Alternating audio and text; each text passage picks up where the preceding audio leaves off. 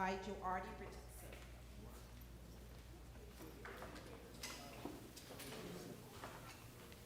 Good night, everybody. Let us pray. Dear Lord, thank you for allowing us to be here tonight. Please allow for this function to go smoothly and for our speakers to accumulate their thoughts so that we may share their knowledge and ideas with us, that we may learn and be inspired to create our business with this that they are imparting with us. We ask that after this event is finished, please allow for everyone to return home safely. We give praise and thanks to your name. Amen. Thank you, Oshary. It is now my pleasure to welcome Ms. Karina Richardson, the Secretary of the Anguilla National Youth Council, to introduce our panelists for tonight. Thank you. Good evening, everyone. Okay, it's my pleasure to welcome to the table our speakers for this evening. I'll begin with calling them up to the table, and then I'll read all bios at one time. So let's give a round of applause to Ms. Tahira Banks,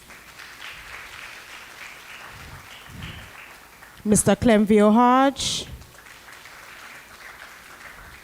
Ms. Delvisia McDonough, and hopefully join us shortly will be Mr. Oshary Tomlinson.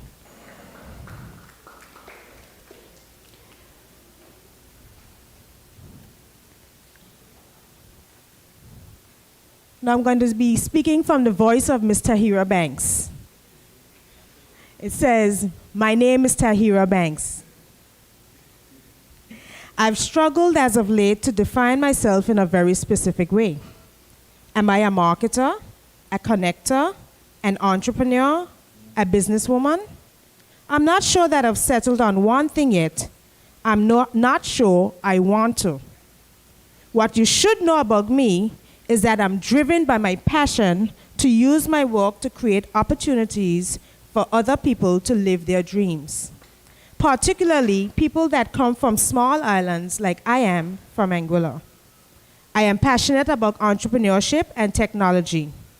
Specifically, I am passionate about my commitment to grow the economies of the Caribbean through the implementation of technology solutions, leading that movement from right here in Anguilla. My hypothesis is simple.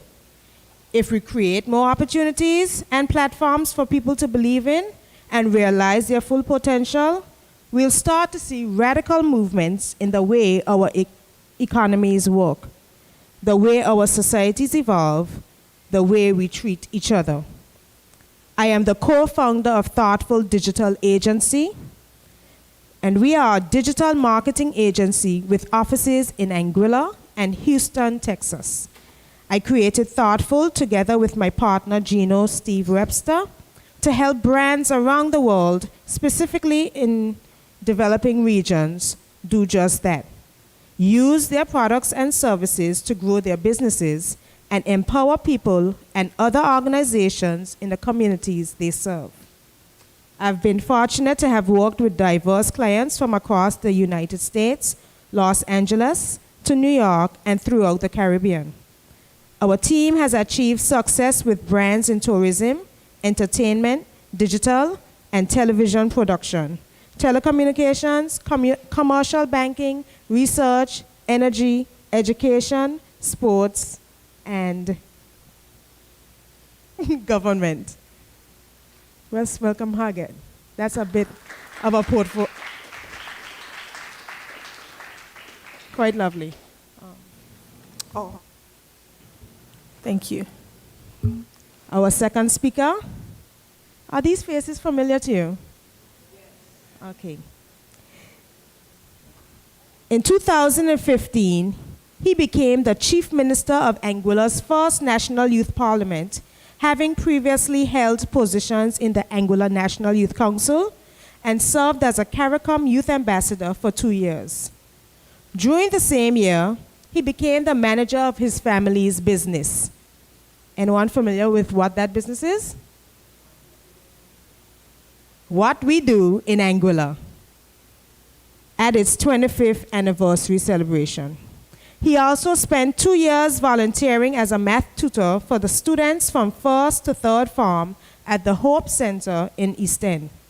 He has also represented Anguilla and the wider Caribbean at conferences in Antigua, Barbados, and Wisconsin, and posed a question to, at the time, Secretary General of the United Nations Ban Ki-moon on behalf of youth across the region. In 2016, he received the Minister of Youth Affairs Excellence in Leadership Award and was an honoree for the 2018 National Men's Week cohort for his service through What We Do in Anguilla. He graduated in 2019 with a bachelor's in business management from the University of Sheffield, United Kingdom. During his 3 years of study, he participated in numerous networking opportunities and became a student ambassador for the university. He also traveled to a number of countries in order to broaden his knowledge of the world and share the beauty of Anguilla. Today, he continues to tutor math at the Hope Center and the Blowing Point Community Center. He is the chairman of the Anguilla Youth Business Foundation and seeks to continue to grow What We Do in Anguilla and launch new businesses in the future. Clemvio is an advocate for youth development, entrepreneurship, and the importance of finding the societal problem we were born to solve. Thank you very much. Also, no stranger to us, Delvisia McDonough, the name behind Ruby Red. Born and raised in Anguilla, Delvisia is a 31-year-old mother and successful entrepreneur. She's a full-time employee at Digicel Anguilla and has been for the last 14 years. She holds the post of retail supervisor, in which she manages the retail store and feet on the street team. People may also know her for her involvement in bodybuilding and fitness many years ago, where she held the title of Miss Anguilla Body Fitness for 3 consecutive years. Delvisia is a very ambitious individual who is passionate about anything she sets out to do. This has been proven as she has received numerous awards in her capacity at Digicel, namely Supervisor of the Quarter, Supervisor of the Year, and the Digi Star Award. She is also a 2-time nominee and finalist for the National Youth Awards Outstanding Youth in Entrepreneurship. In September of 2018, Ruby Red was launched as one of Anguilla's first online boutiques that allowed customers the opportunity to shop from the comfort of their home and even on the go. Ruby Red was created to eliminate the hassle of overseas online shopping and provide persons with a purchase and receive at your door experience, much like the websites that operate in the UK and the US. At Ruby Red, not only are the items affordable, but they have made it convenient for ladies to shop locally. This is only the beginning, as Delvisia strives to build a brand that inspires other entrepreneurs and is dedicated to provide efficient and effective service within the community. Thank you.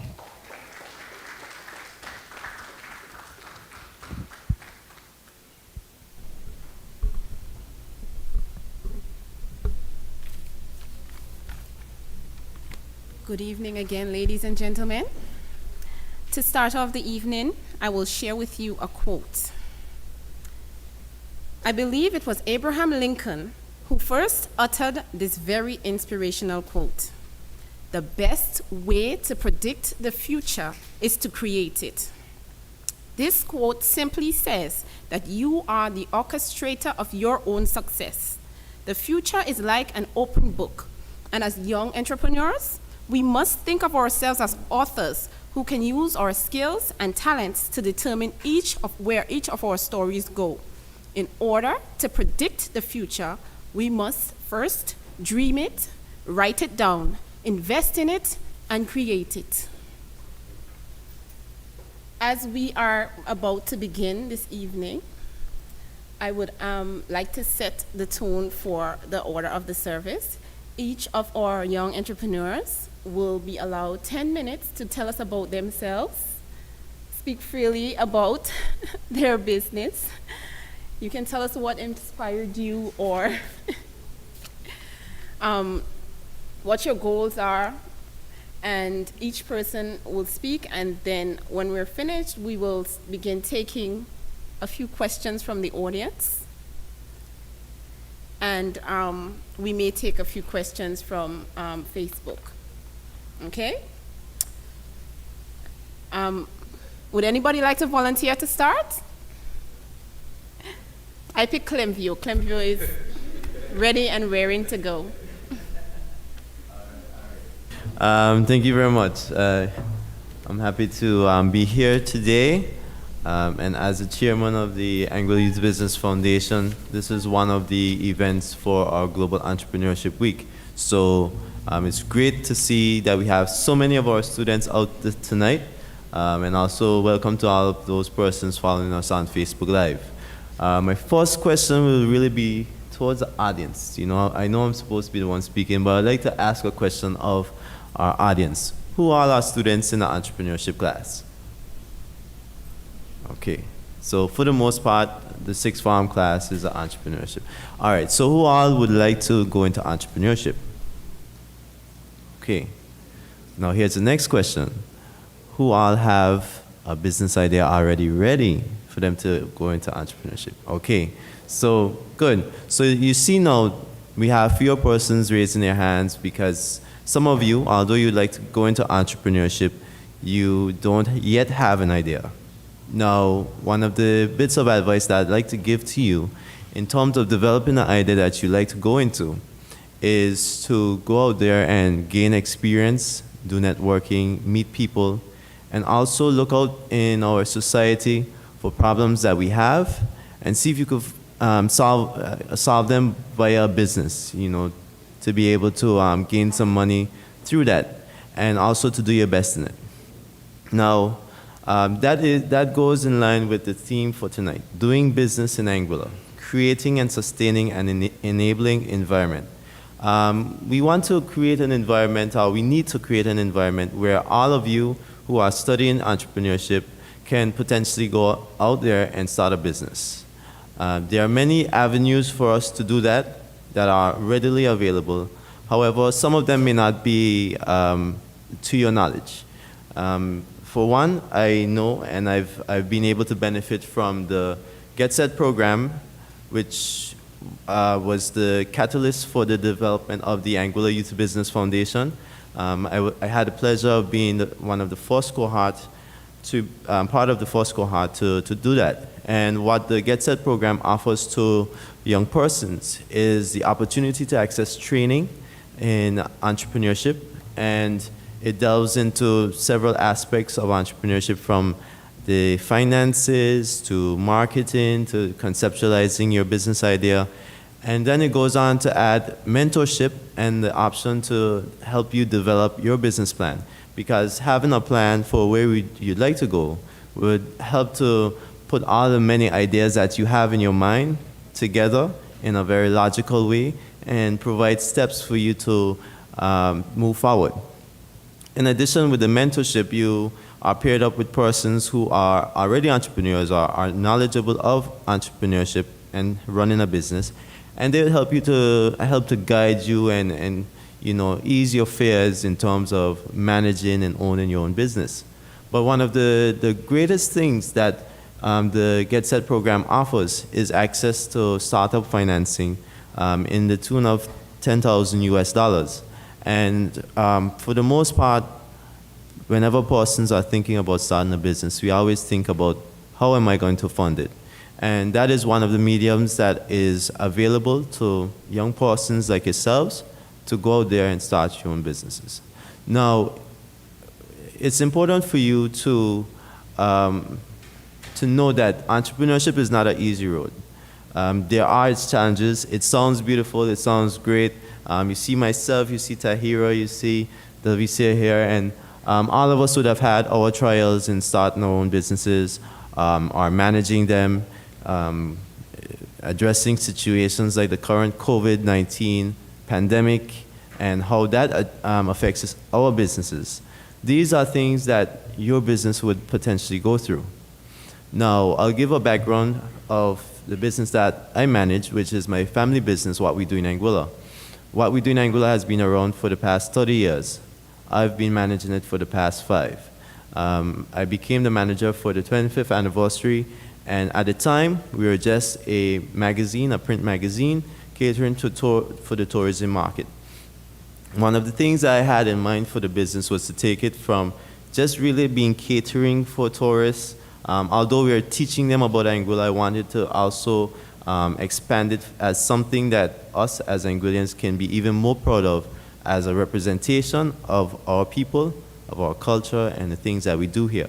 And so I made a big push to help to make it more user-friendly, to add graphics and more pictures, and streamline it in a way and provide information that was holistically Anguillian. But outside of that, I looked to revolutionize the business to make it online, so you can access it anywhere in the world. You can read a magazine from anywhere. I also looked to add social media as a component to it, and in addition, some of the skills and techniques that we had in terms of developing the business, in terms of creating the magazine, we began offering them outside of our own services, offering them to other people. And those skills would be photography, because we take pictures for the magazine, graphics design, because we developed the magazine, and doing so we use Photoshop, we use InDesign, and so forth. Copy editing, so writing, we do a lot of writing, so we're good at that, so why not offer it to to other persons? And one of the things that we added as well was videography. Now, remember I told you in the beginning to go out there, experience, and learn. I went to university, and I would say the most important things that I gained from university, I actually learned it outside of the walls of the school, through traveling around the world, and also from a very simple 1-hour training session that I did for free. I got it in my email from my school, and they say, if you want to do an introduction in videography, come out, we'll teach you how to edit a video. I did it, and I came back to Anguilla during Easter break. In my 4th year, I bought a cheap camera, and I went out there, I started videotaping, and I trained my brother as well. And in the summer, that following summer, we went out there, we used the same camera, a very cheap one, just $300. We filmed all the events for Summer Festival. We put it together as a 10-minute video, a recap of Summer Festival 2017. And we put it out there on Facebook, and in about a week, we had 62,000 views. And from that, I was like, I think we could really do good in video. So since then, we've been developing video for ourselves, but also doing commercials and interviews and so forth. And that has been a really important component for our business. And that just goes to show you that there are many things that you can learn along your way, that you can add. You can take something that is already established and add to it some more. You can revolutionize something that's been there, or you can come up with something brand new. The option is there for you. Now, in touching on the theme, I'm switching hats now from manager of What We Do in Anguilla back to the AYBF, Youth Business Foundation, and I'm going to touch on the theme for Global Entrepreneurship Week. The theme encompasses education, ecosystems, inclusion, and policy. When we think of education, we may think of a formal education like you have through sixth form, or going off to university like myself and doing a business course, or a course that allows you to go into the business that you like to go into. However, we must also pay homage to the experiences that you gain and the education that you can get that's readily available, such as things that you learn on Google, things that you learn through YouTube. Because for me, as I told you, I've been in the business for the past 5 years. Before I went to university, I never did any formal training in Photoshop. I never did any formal training in InDesign, photography, and so forth. All of those things I either learned from my father or from watching YouTube videos. And here I am today. Even still, my formal education has played some role in where I am, but for the most part, everything that I've learned through my own experiences even before I went to university. University just really added another level of, well, in terms of solidifying the knowledge that I already had. So education can take several angles. You can go to school to get education, or you can go out there, you can do apprenticeships with someone, you can go on YouTube, you can learn online, you can buy books and read books. Now, ecosystems is the next part of the theme. When we think of ecosystems, it's easy for us to think about the natural world. We think about fish in the sea and how a little fish will be eaten by a big fish and a big fish eaten by a shark and so forth. Or we think about the natural world on land, such as trees growing from soil. Soil is composed of the decayed leaves, even animal feces and so forth. And the natural world also has predators and so forth. Now, the same applies for ecosystems in business. There are the fertile soils that create businesses. There are programs like the Get Set program that allows young persons, young minds like yourself to have ideas and help you to make them blossom into great businesses. Now, in those ecosystems, we use our business plans to help to navigate them. The business plan will help you to shape your ideas, turn that seed that you have, that idea, into a plant. It also caters to our marketing analysis, our market analysis, and allows you to see who all are your customers. It also allows you to check out who are your competitors and how you can address them.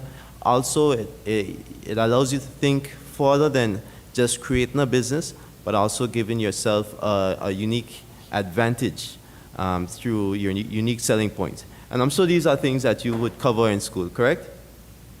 Yeah? Okay, well, it seems like not everybody covered that yet, but you'll get to it. But your business plan is very important in order to help you to navigate the ecosystems, which is your business environment. Now, inclusion. We could look at it from the perspective of including you all as students being able to start a business now. We can look at it from the perspective of including persons who are at a disadvantage in terms of being able to start businesses. For instance, the Get Set program has been launched in the prison, and that is well, we launched it this year, and we would have turned out about 9 persons from the program. Out of those 9, 5 persons have been released, and they are currently working on developing their own businesses. One of the important things, yes, thank you. Yes, so inclusion covers persons like them who, when they leave the prison system, would have difficulties being able to find employment because they have a record. Why not giving them the power to be able to develop their own businesses and empower themselves to have money and create their own money, and also hire people as well. We have a lot of persons who are in prison who are very talented, who just need a little guidance, a little assistance. And the Get Set program offers just that through the training, through the mentorship they get when they are released, and also access to funding as well. So that is something that all of us can be proud of. And now policy. Policy dictates everything within a country. Policy is what allows us to be able to go to school. There's a policy that covers that. And there's policy that allows us to do business in Anguilla. Governments really have to be in tune with the needs of their population, and they also need to be aware of business options that are that our persons can go into. So for instance, if you want to go into app development and so forth, there is potentially a policy that can be in place that can assist you, that can protect you, and help to drive you in the right direction. In addition, the same goes for like fishing. Through trade agreements, we be able to ship fish outside of Anguilla, and our fishermen who are also entrepreneurs can essentially develop their businesses further, invest in bigger vessels, fish longer, fish farther away, and so forth. Now, we had a road show on Wednesday, which would have been yesterday, and we had the permanent secretary, Chanel Petty Barrett, and she spoke to us about policy and saying that they're currently developing policy in the creative field, so persons who want to go into creative aspects of business can do so. Now that is something to be proud of, but it's also something that we need to be aware of. The options for policy that are out there, and also the policy that needs to be implemented in order for you to be able to do the business that you like to do. So I think I probably have exhausted my 10 minutes, and I thank you for your time, and thank you all for listening. I look forward to answering your questions.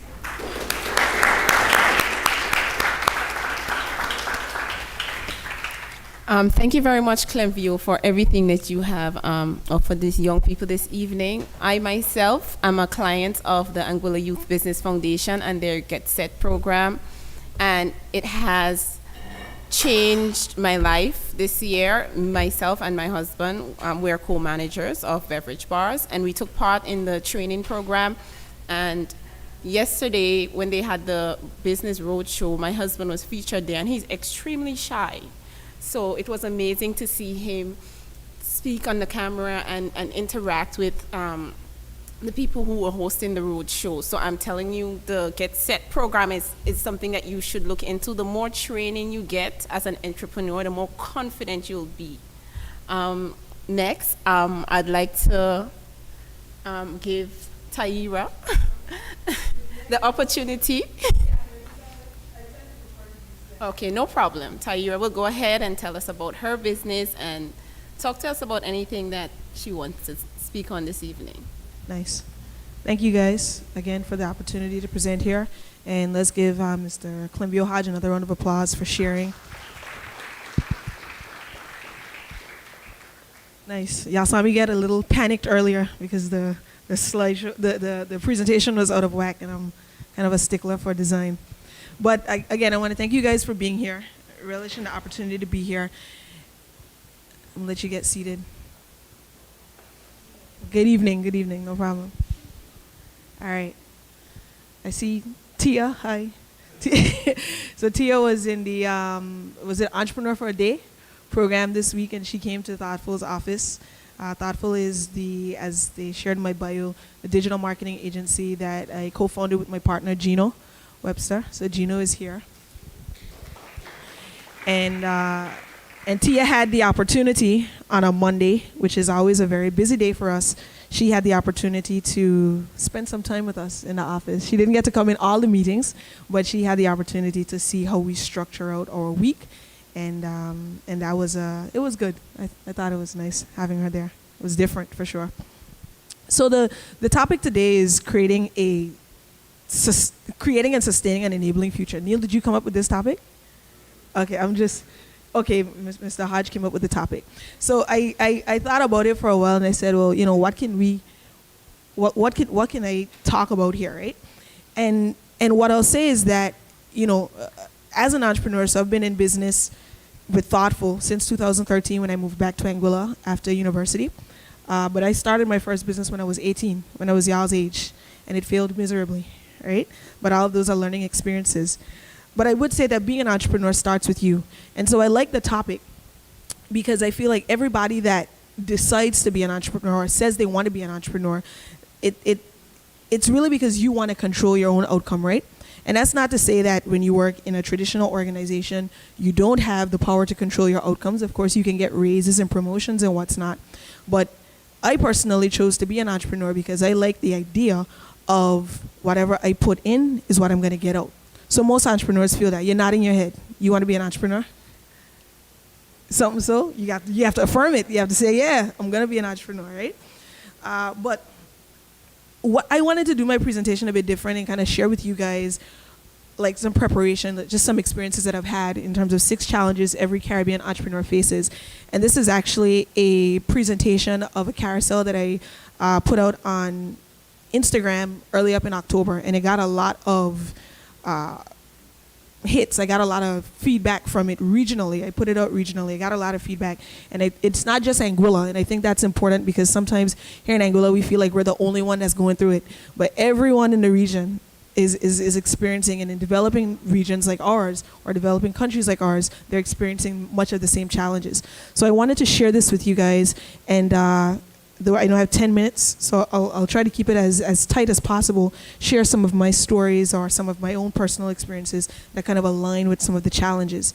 And I think this is important because it will help you to just kind of prepare you, and nothing will prepare you for when it hits, but at least you'll be cognizant of the fact that it means you'll be aware of the fact that, you know, something like this might come up, right? Is that okay? Yeah? Y'all are gonna listen? You're not gonna kind of tune me out? All right, cool. So I think it's important to start by saying, slide 1, Mr. Gums. Slide 2, sorry. Nope, right before that. Okay, nope. See, this is why I want to be an entrepreneur, because I want to be able to control what happens up here. No, I'm depending on Neil, but that's okay. So changing the game as an island innovator is a challenge. That's the starting point, yeah? It's a challenge. Nothing about it is easy. Being an entrepreneur is not like, a lot of people think, you know, being an entrepreneur means I get to wake up whenever I want, set my own time, do whatever I want. It's the complete opposite of that. Is like you are a slave to your business for the most part, right? If you want it to succeed, you actually have to be in it. And the freedom that you think that you're going to get, it doesn't come immediately, right? So there's a level of freedom. So I can do my business from anywhere in the world. Like I can go to Paris tomorrow and run my business. But for the most part, it's going to be a challenge, right? So just to understand that. Next slide, please, Master. So one of the first challenges I'll say you'll face as a Caribbean entrepreneur is that the market is comfortable with the status quo. How many of you guys know what the status quo means? So if I say any word that you don't understand, like, don't be ashamed to say it, like, I don't know what that means. How many of you guys understand the market is comfortable with the status quo? What does that mean? Show of hands. Nobody? Right, they're comfortable with how things are. You know, Avern said it. They're comfortable with just, look, this is how we've been doing it. We've been doing it this way since '67, and this is how it's going to remain. You know, and everybody doesn't feel that way, right? So I won't say that everybody doesn't feel that way, but a lot of people feel that way. And if you're an entrepreneur and you have a new idea, sometimes it's difficult to get it across, and sometimes it's difficult to keep pushing because people are just not very receptive. How many of you guys have ever had an idea and maybe you shared it with somebody and they'd be like, "Why the hell work in Anguilla?" Yeah? What was your idea? Just give me one.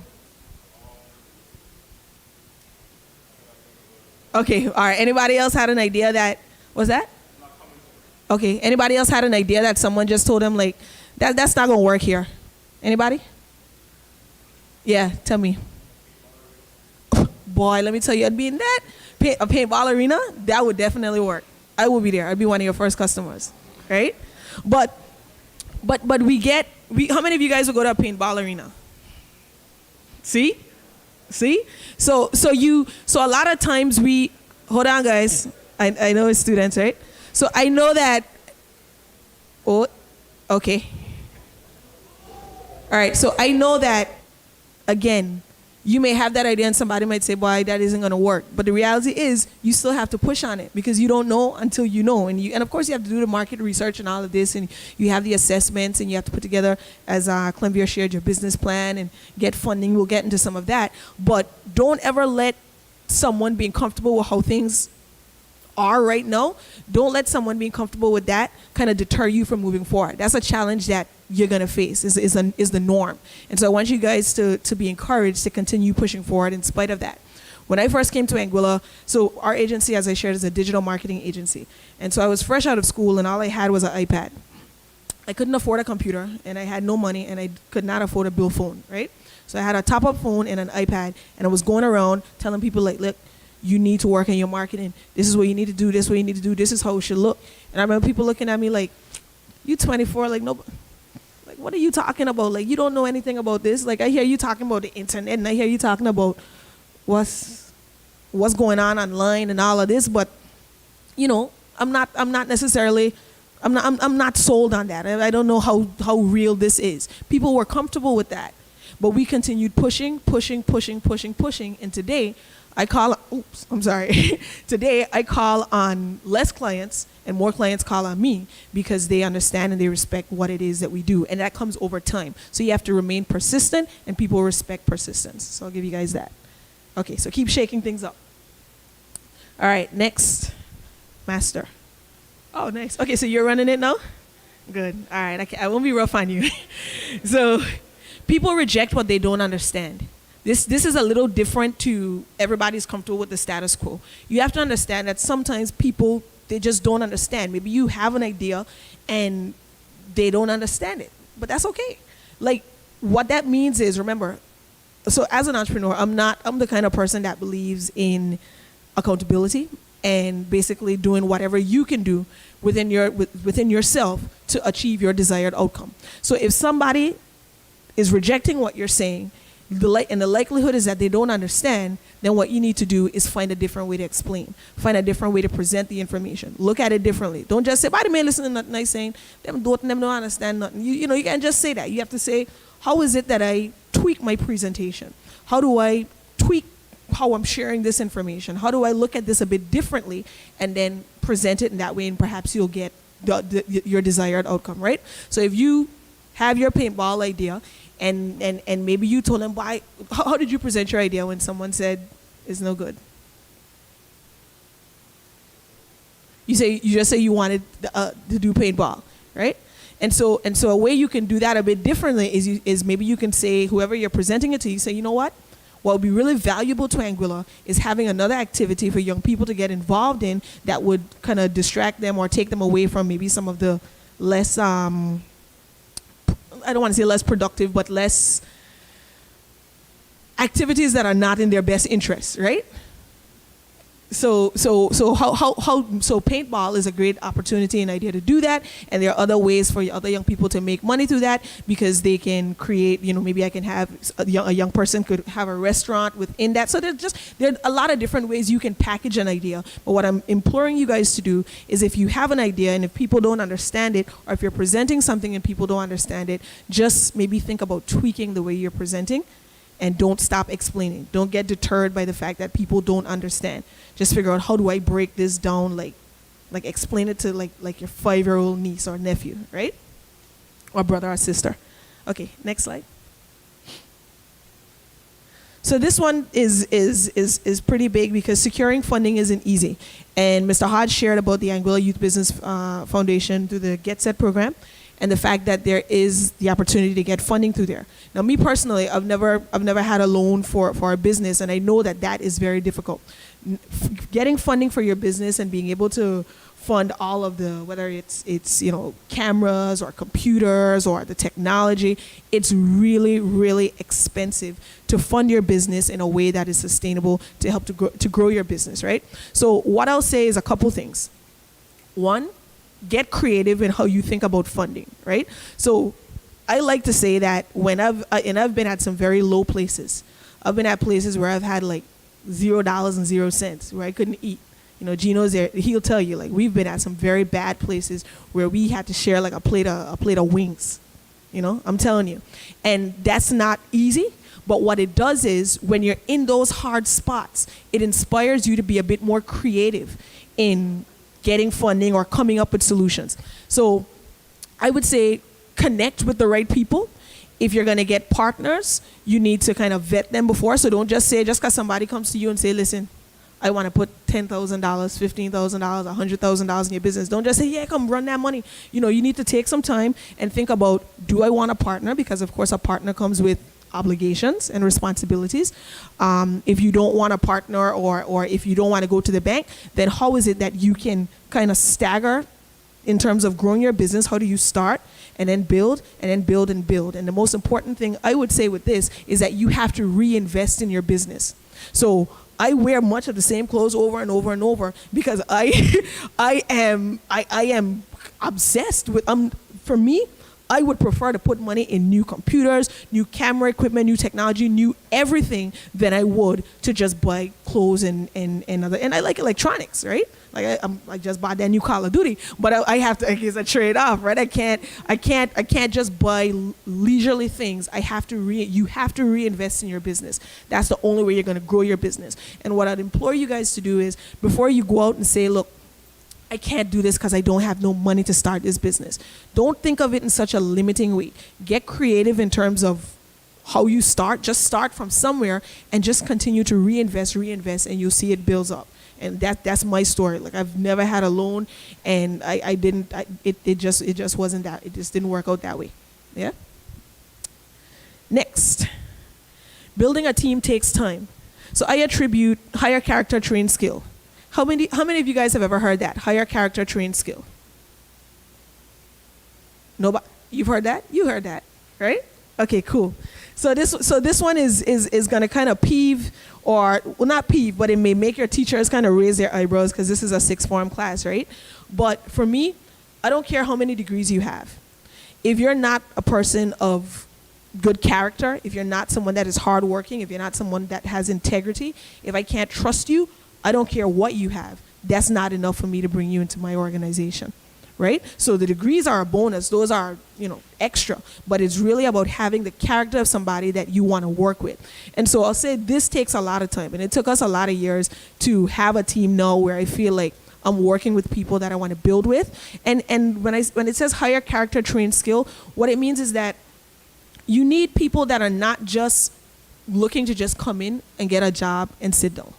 You need people that are committed to coming in and growing and working on their personal and professional development. That is huge. If you have the success of our business today is completely based on the fact that everybody that works within our team is obsessed with personal and professional growth. They're not just comfortable saying, look, this is how I was when we started, this is how I be, this is how I always gonna be. Yeah, you just gotta hold that. They are committed to saying, look, every day I want to get better. I want to do more. I need to look back on last year. And I tell them all the time, if you are in the same place right now that you were last year in terms of your skills, then something is wrong. It can't ever be that. You have to consistently be working, pushing. And so when you're looking to think about hiring people, when you guys get to that place, you want to hire people who, and you can tell, because everybody talk a good game until it's time to do the work, right? But once people get in that setting, you're going to really see it take you like a month or two to realize this person just, they say they want to do all of this, but they're not serious about personal and professional growth. They're not serious about building up themselves. They just said that, but I don't see it happening. Okay, next. Good. So I'll say this, that staying motivated is mentally and emotionally exhausting. And I spoke to a fifth form class where I spoke about mental health and the importance of mental health. Who was in that fifth form class when I spoke? No? This is all sixth form? But staying motivated is really exhausting.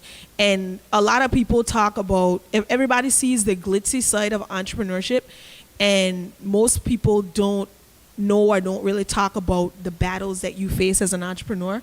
and the psychological trauma that is involved in owning your own business, and the anxiety, it is crippling anxiety, and the fear that you have to overcome on a regular basis, and that is really exhausting.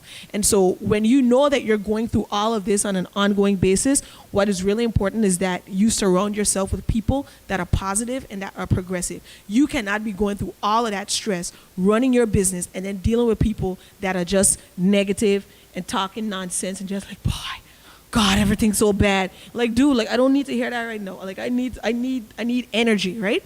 And so it's very important that you surround yourself with people who have energy, that is progressive, that is forward thinking. And if it is that you do feel like, look, I need some help and I need some support, that's okay as well. I am very transparent about the fact that I am an advocate for mental health, and I have a therapist. I have someone that I talk to, because if I had to deal with all of this as an entrepreneur, I'll probably go insane. It's a lot of pressure, it's a lot of stress. And so to have someone that you can talk to, someone, and this is, I don't think I'm crazy. I'm not crazy. You know, going to therapy is not about being crazy. It's about saying, look, I cannot handle all of this on my own, and I need an outlet. And so when you get to a certain point in your entrepreneurship journey, I want you guys to be comfortable. If it is you guys are serious about being entrepreneurs, I want you guys to be comfortable about asking and seeking that help, because a lot of entrepreneurs take a different route, and you see that on the news. A lot of entrepreneurs take a different route because it is a taxing job, and there are a lot of benefits, of course. You know, there's a lot of freedom with it, but there's also a lot of bondage isn't the word, but I want to say there's a lot of stress, there's a lot of anxiety, and there's a lot of emotional turmoil associated with being an entrepreneur. And so it's really, really, really important that you guys find like minds, find people that you can connect with, that you can talk to, that you can be around, and who will propel you forward. And the last one, I think everybody experienced this, even though y'all are in school. Bad mind in small communities is pervasive. How many people in here know somebody that bad-minded? Everybody hands up. 2 hands for me. They're like, he's shaking his head. He like, boy, these people, they're bad, right? A lot of them bad. but when you're in a community as small as Anguilla, and so this is what I want you guys, thank you so much. This is what I want you guys to get. Like, and I had to get to this place. And one of my, someone that I really look up to, and I would say my mentors, I was in a really low place because, you know, there was a time when I was, and I mean, I still experience the attacks, but there was a time when they were coming hot and heavy, and I was a lot younger. And I'll say, I was just, Gina could tell you, man, I was like, what do I have to do? I'm crying and I'm going through all of this. And the person said, you know, Tahira, this kind of stuff has to be like water off your back. If you are going to be successful, if you want to be somebody that is doing a lot, you have to understand this is just a part of the game. This is a part of it. People are going to always come at you when they feel like you're doing more. And especially in a small community like Anguilla, where everybody knows everybody, it's just easier for people to project that dislike, that hatred, whatever it is. And so it's really important that you guys understand that and that you don't take it personal. So when I see bad mind nowadays, I don't even take it personal. Like, I look at this fool, but I don't. But you know, I'm not gonna lose sleep over that, right? Because you understand that it's a small community and that this is just what happens. Yeah. So what you gonna say the next time you see a bad minded person come at you? You ignore them. Like, I gotta pray for you. That's what you say. I'll pray for you. I'm going to pray for you, right? So stay focused. Bad mind is going to come. People are going to try and knock you down. People are going to try and hit you. And I tell my team all the time, the more successful you become and the more wins you get, the more people are going to try to gun for you. And most people aren't ready for that. The more successful you get, the more you do, the more people will come for you. And you just have to be prepared for that. And you have to be okay with that. The final thing I'll just say is that regardless of all of these challenges, our region... Oh, next slide, please, Neil. See, Neil is back. I didn't know the slides aren't turning. So the last thing I'll say is that our region needs more leaders to create the future. And so in spite of all the challenges that you're going to face, it's important that you guys push forward. It's important that you guys dive head on or head first, whatever the expression is, into entrepreneurship, because to create the future that we need, that's not going to be created just being comfortable. We have to be radically uncomfortable. When you start that paintball business, You just send me a message. Well, I'll find it anyway. I'll be there. You understand? Like, people, we need what you guys have. And regardless of how many people may try to bad talk you, regardless of how many people might say it's not the stat, it's not what we're accustomed to, regardless of how much money you don't have, regardless of how mentally and emotionally exhausting it is, you have to keep moving forward because the region needs more leaders to create our future. So that's it, guys. Thank you. Oh, any questions? Sorry. Yeah. Okay, questions after. Cool. Thanks.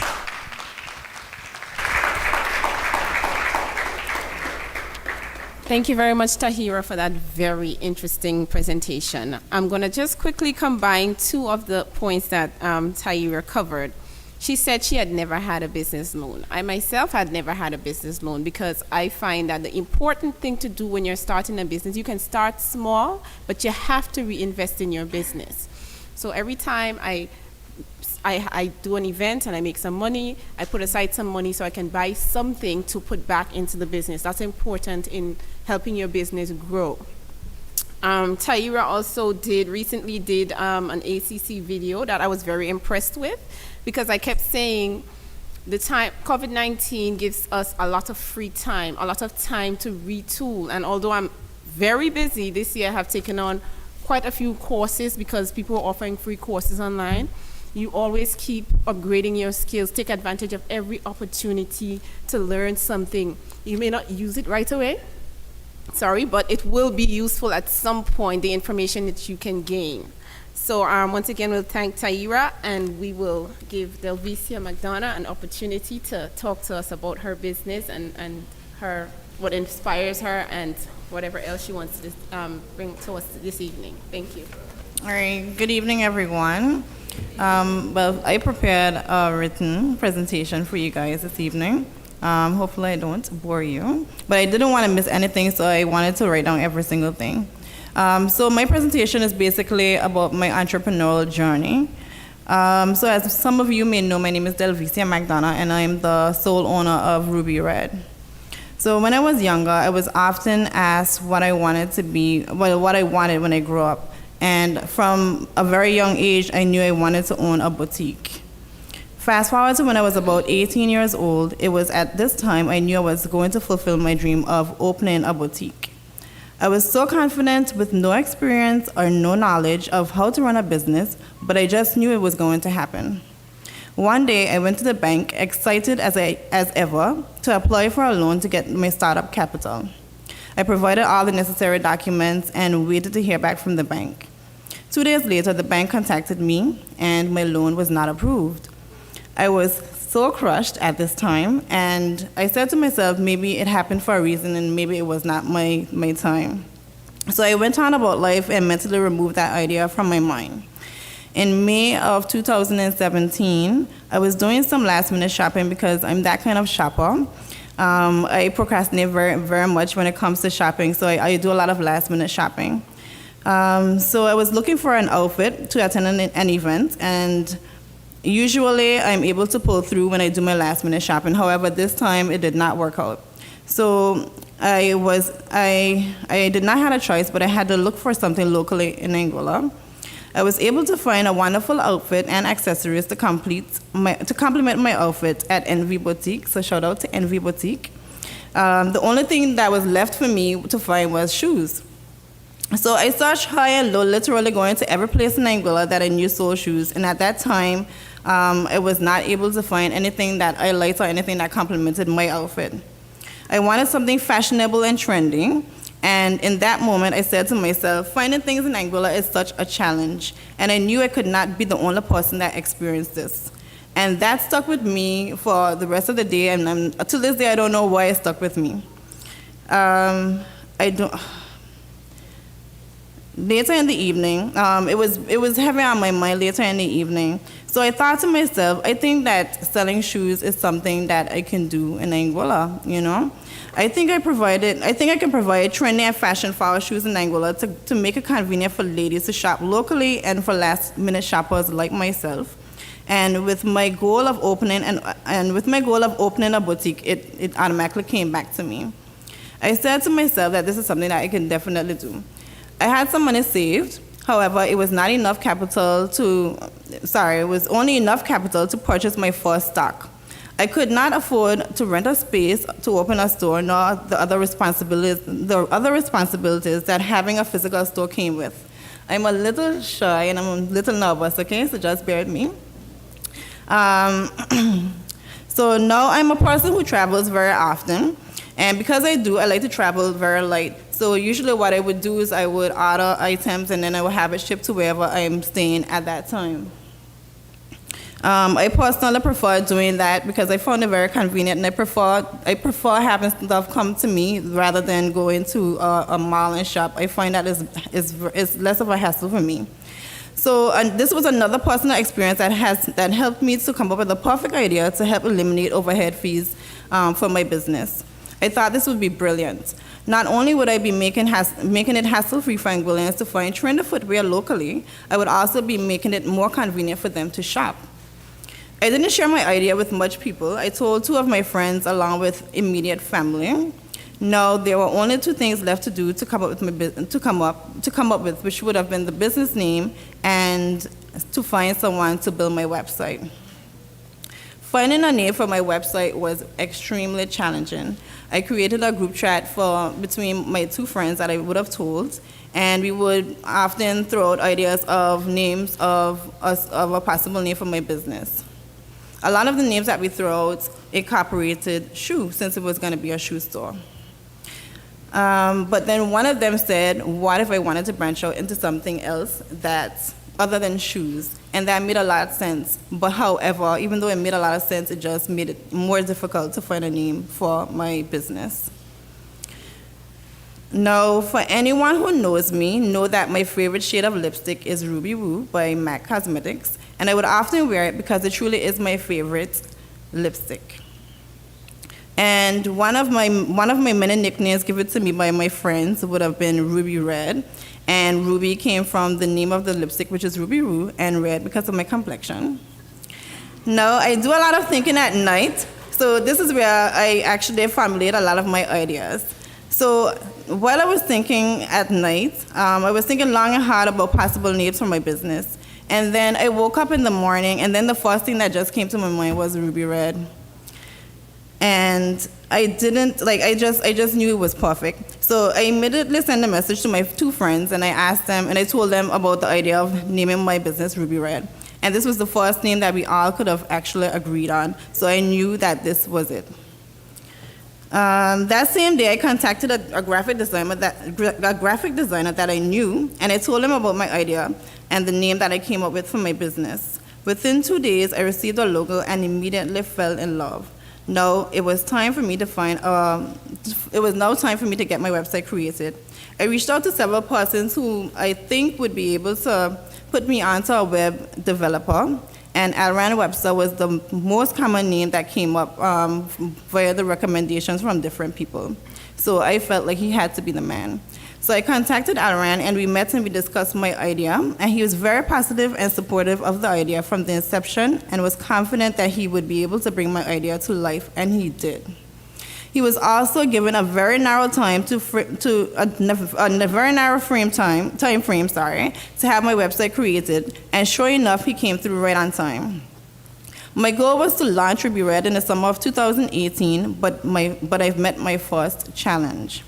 My shipment was delayed, and I would not have been able to clear anything until the following week because I would not have been able to clear anything until the following week. However, the following week was the week of the holidays because this was the carnival's time. I then decided to wait until after all the festivities, but then I was risk launching in a month that usually has no activities in Anguilla, and based upon my observations, people usually shop when something is going on. I still went ahead and took the risk and decided to launch my business on September 8th, 2018. During this time, I started leaking some coming soon posts on social media, and I started to start a little buzz, hoping to catch people's attention before the launch day. Initially, I was going to just launch the website. However, someone who was paying attention to all the posts reached out to me and asked me if I was going to have an official launch. which I had no plan on doing, but I thought it would be a good idea. So I planned a pop-up shop launch and invited some close friends, family, and a few people who I know are very fashionable and who I thought would be able to provide some very good feedback. Having this pop-up shop launch turned out to be such an amazing idea, and I was grateful that this person actually even recommended it. I was able to get motivation and feedback that I needed from questionnaires that I was giving out that night of my launch. I would never forget that night. The night of my launch, there was so much traffic on the website, it caused it to crash. And it was, it was unbelievable. But Alran was on it right away, and by the morning, I received my first few orders, and the feeling I felt when I saw these orders came through was indescribable. And I told myself it was only up from here. As indicated in my bio, I am a full-time employee, I am a mother, and I am an entrepreneur. And I am often asked, how do I manage? And it's simple. Once you're passionate about something everything else falls into place. It is something that I wanted to do, so I had to find the balance and structure my life accordingly. Though I may plan and organize things don't always go as planned. I do experience many challenges, and I want to give up very, very often, as having a business in Anguilla is very challenging. From getting items into Anguilla in a timely manner to being able to maintain and provide affordable prices. However, the support that I receive from my customers daily, along with being reminded why I even started my business, pushes me to keep going. My experience and knowledge received working at Digicel also definitely helped me to understand the basics of managing a business, so I knew I had to remain innovative and consistent in order for my business to grow. This is my short story on how I started my business. It was a dream that later got pushed away, and because of 2 real-life experiences, I was motivated to fulfill and pursue my childhood dream. I just want to leave with you that if you are passionate about something, no matter how big or small it is, risks are there to be taken, and if you truly believe in what you do, you can achieve anything you set out to do. So this is my story, and thank you for listening, and I look forward to any questions that follow.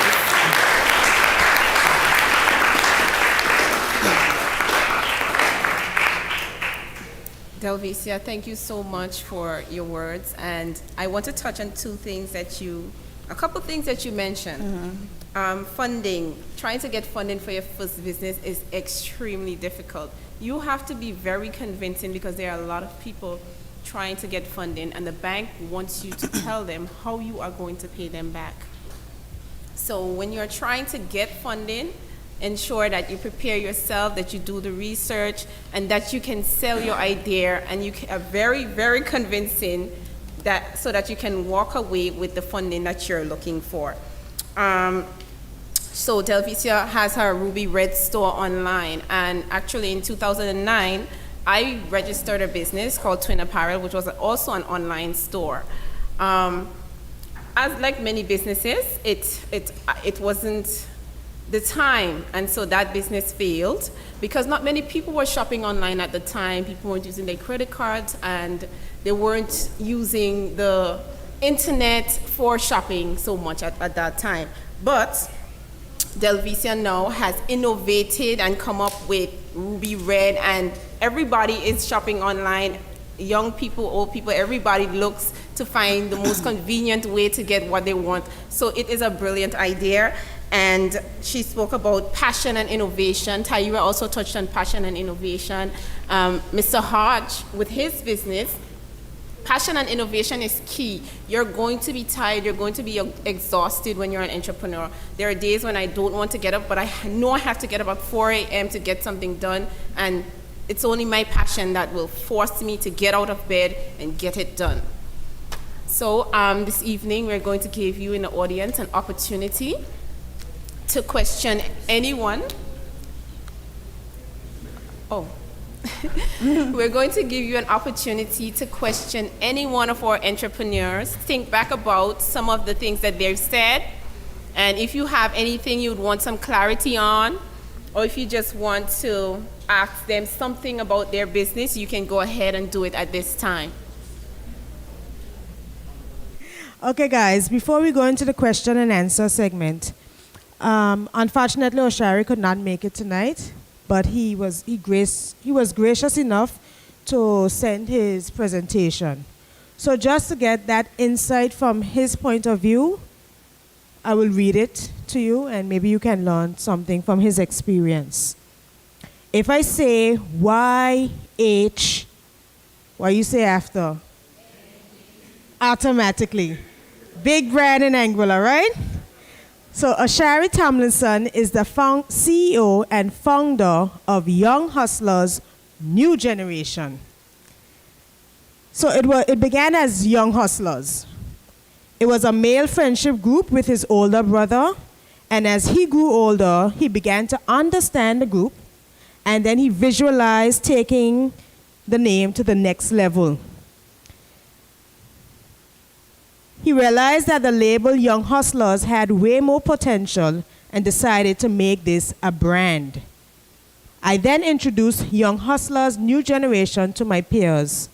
New generation meaning the most recent version. The intention was not only to create a brand, but it was also to demonstrate to the youths that a group of young males from various parts of the island can come together and be constructive by any means necessary. As it is known, starting a business is not an easy task. You are faced with any and everything that could possibly go wrong. The most important thing for me throughout this process was knowing myself as an entrepreneur. One of the challenges that I have encountered was getting older folks to not focus on the word young. And I guess most of you can relate to that, as Tahira mentioned earlier as well. Being young, persons looking at you like, how can you tell me what to do? How do you know what is a brand, right? But step over that challenge. Many people assume that they can't be a young hustler or purchase the merchandise because they aren't young. But as I would usually say, you are as young as you'd like to think you are. The word young does not define our target market. It is only part of our trademark. It describes us as a group. Now, how many of you own YHNG apparel? You have a hoodie, a shirt. So, yeah. So he set out to what? Oshary set out and met that goal. Branding in Anguilla and overseas. Another challenge was sourcing of our merchandise. When we began production, this was via silkscreen.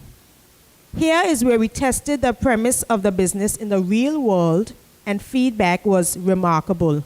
Also touching on what Ms. McDonough said, getting your feedback from the customers with a small launch. To develop a sustainable business, you must continuously introduce your new business ideas. At this point, the group became stagnant. We had the ideas, however, it was a task, and it forced us to look outside of Anguilla to source our merchandise. We wanted to introduce a different quality of clothing to the island. We wanted every stitch, every hem, and every fiber to be branded by YHNG. While doing this, we had to evaluate the sustainability of the business in Anguilla and the effects of outsourcing. Are you familiar with that word, outsourcing? No? Okay, so going beyond your local market to get the supplies you need. Okay? So you had to go internationally to get his supplies for his merchandise. We focused on different factors while plotting the growth of the business. The environmental impacts that the business might have, because we are talking about sustainability and how it affects our business. I try to make decisions that will reduce the brand's negative impact on the environment. We provide reusable shopping bags and cardboard boxes for our products. Having a social responsibility as a business is also crucial to sustainability. This is very important. Our island is very small, and we are responsible for making Anguilla what it is. We continue to donate to charities, host fundraisers, develop our schools, and impact positively on our society. Every opportunity that we have to give back is always welcomed. That's your social responsibility as a business. And lastly, the economic aspect of sustainability. Entrepreneurs aim to make a profit. But it is very important, while doing so, that you take into consideration your social responsibility and the environmental impacts. If not, this can harm the long-term success of the business. It is important to be a responsible entrepreneur, one who strives to manage the triple bottom line: people, planet, and profit. And that's what he had to say.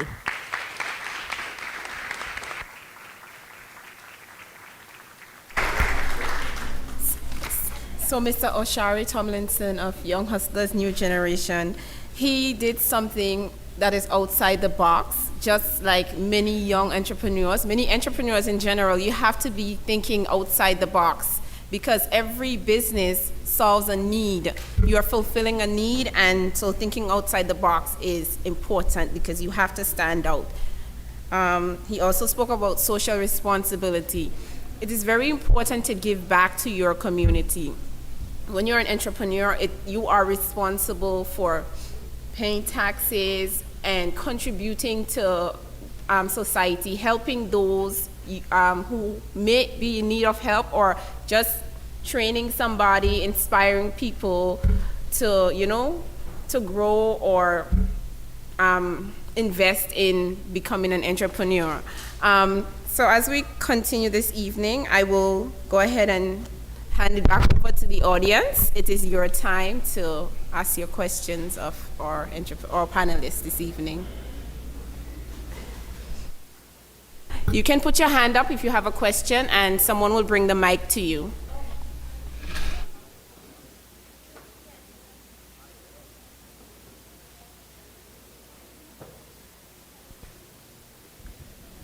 Testing.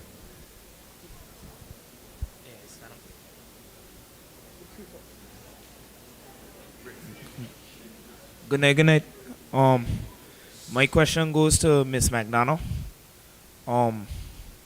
Do you feel that, like, seeing that you didn't receive your first opportunity, I'm a little shy, It's okay, go ahead.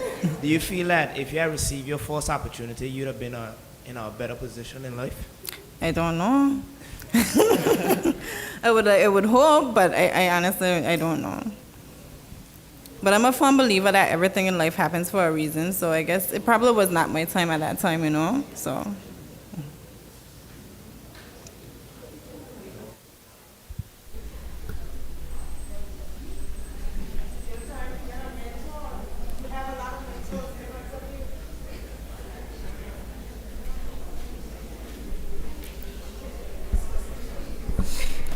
All right.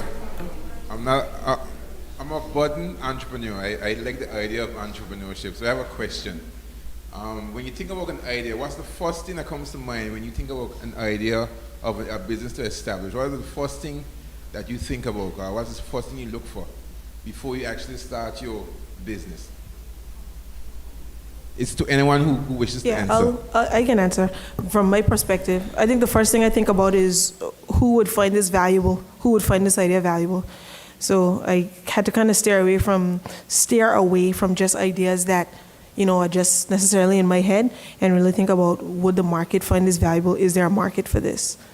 Yeah. So is this solving a problem? Is the real question? Is this solving a problem, and would this be valuable to somebody?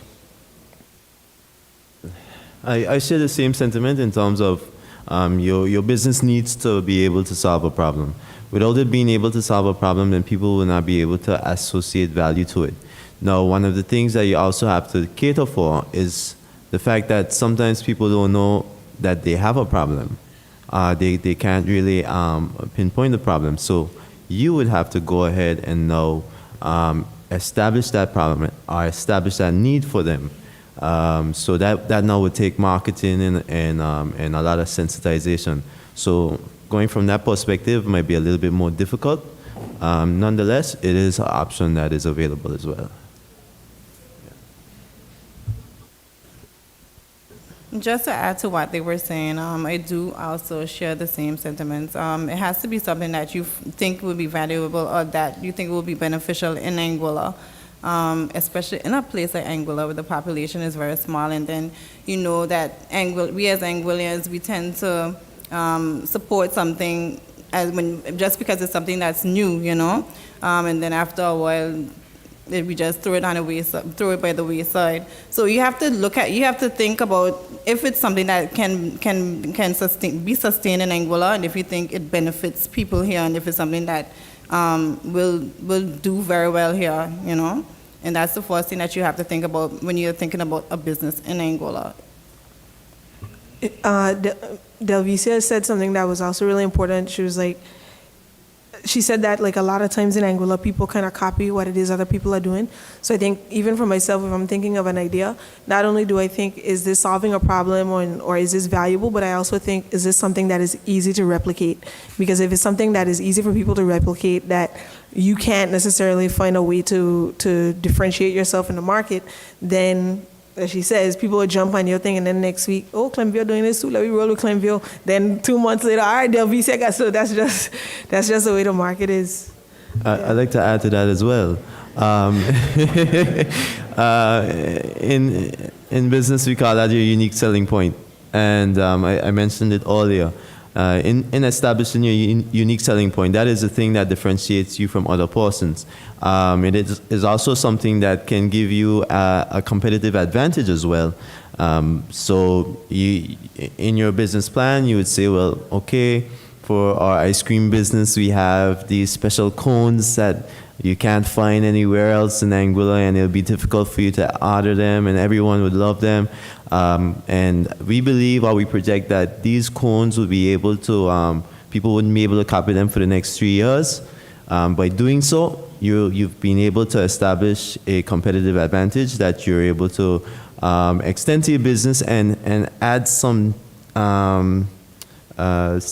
barriers to entry for persons who want to compete with you. In addition, you can also,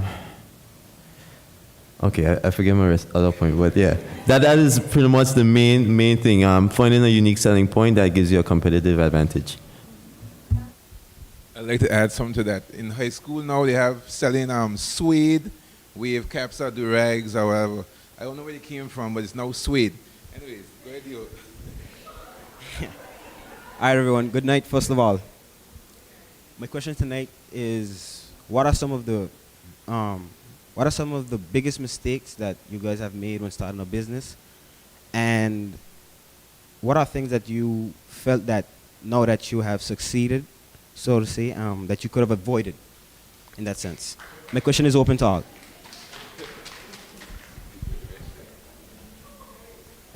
Well, I'll go first in answering that question. That's actually a very good question. For me, I think one of my mistakes when I started my business was not actually having a business plan. I think having a business plan is very beneficial to a business, and it helps you to it helps you have some kind of structure in your business. And that was one of my mistakes, and I think that anyone who is starting a business should try to have, not try, but you should do a business plan. Well, you asked that question and it really made me think. For me, I don't think I ever made any mistakes. And that might sound weird, I might sound like I'm a perfect person, but it's not. It's because everything that I do, I learn from it. So it's not a mistake, it's just opportunity for me to learn from this situation to allow me to rebound and find a different direction to address an issue or a problem that I may be facing. So I think by looking at it from that perspective, you gain more from every step that you take in your business. Yeah, that's I like what Clemvio said, because I kind of look at everything that way as well. It's not mistakes, it's learning experiences. And I've had a lot of learning experiences. I was actually trying to rack my brain, say, which one am I going to choose tonight? But I would say it's kind of, I think when I first started out, I was more focused on the appearances of being a business person, as opposed, and even though, yes, you want to do the work and what's not, I've always wanted to work hard, but I was really more focused on just everything you see out there, and investing more time and resources, financial and otherwise, in creating the aesthetic of being a business person, and putting less work in actually the work of being a business person. And so I made those mistakes pretty early, and eventually I got to a place, like I would always say, when we really kind of restructured and shifted to where we are with Thoughtful right now, we were very comfortable. Right now we have our office, and it's, we have our sign and everything, but for multiple years, for like two and a half years, we were very comfortable working out of a room within our apartment, because for me it was like, I'm done with the aesthetics. I'm done with just, trying to look like you're an entrepreneur. Like, I'm trying to be an entrepreneur and be a successful one. So I feel like, yeah, that's perhaps the biggest mistake I've made, and that a lot of people make, is that they're more focused on what it looks like and less focused on, am I doing the work behind it? Yeah. That's a good question, though. All right. Good evening to all the panelists. My apologies for being late. I was at another event. I just want to say thank you. These are all students, entrepreneurship students, principles of business students. Once again, I have to give them time back and extra credit. It does not come cheap getting them out, but I'm very grateful that they're all here this evening. So I have a question from one, but my question is to all the panelists: how do you address competition and new entrants to the market? Especially since COVID, we've seen a lot of entrepreneurs popping up all over, especially in the fast food industry, just food in general.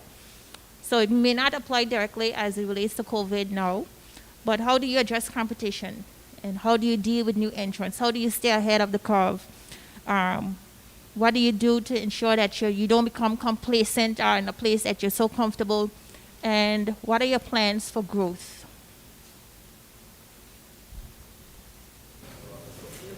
All right. Okay. Well, for me, I personally don't look at the new businesses that opening as competition. I actually like it. Personally, I like to see it. And although for me, although what I've realized is, although we are all selling, not we are all, but we may be selling similar things, we're still selling, it's still different, because we all have our own sense of style when it comes to certain items that we sell. So it could be the same, but it's still not the same. What was the next question? What was the last part of your question? Sorry. Okay. Well, as it relates to Ruby Red, we are currently working on our next line, which is a line for children. Well, not children, but young girls. It's called Ruby Princess. We are working on. Yeah, so we are working on launching this. We actually had a soft launch for our second year anniversary in September. So it was displayed in the pop-up shop. And we actually received some really good feedback from mothers and from young girls as well who visited the pop-up shop. But we are hoping to get that launched in January of next year. And as well, along with that, we are actually looking into opening a physical store. I mean, although I was trying to run away from the overhead fees, I think my business has grown a lot since I started. And I think I'm at the stage where I think a physical store is necessary. So that's my plans for expanding for my business.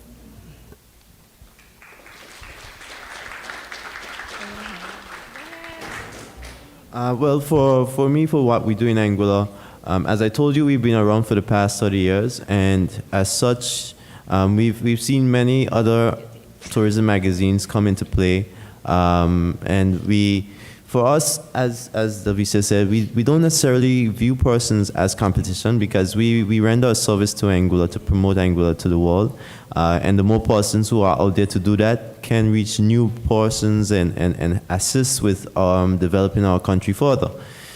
In addition, our growth to encompassing digital services as well, which also touches on the areas that Tahira works in as well. I don't really view persons as competition, because all of us have our own style, and all of us offer our very unique methods of working, but all of us also partner. For instance, I've worked with Pink Mako, who is also another digital agency, on several occasions, and we all render services to the general public.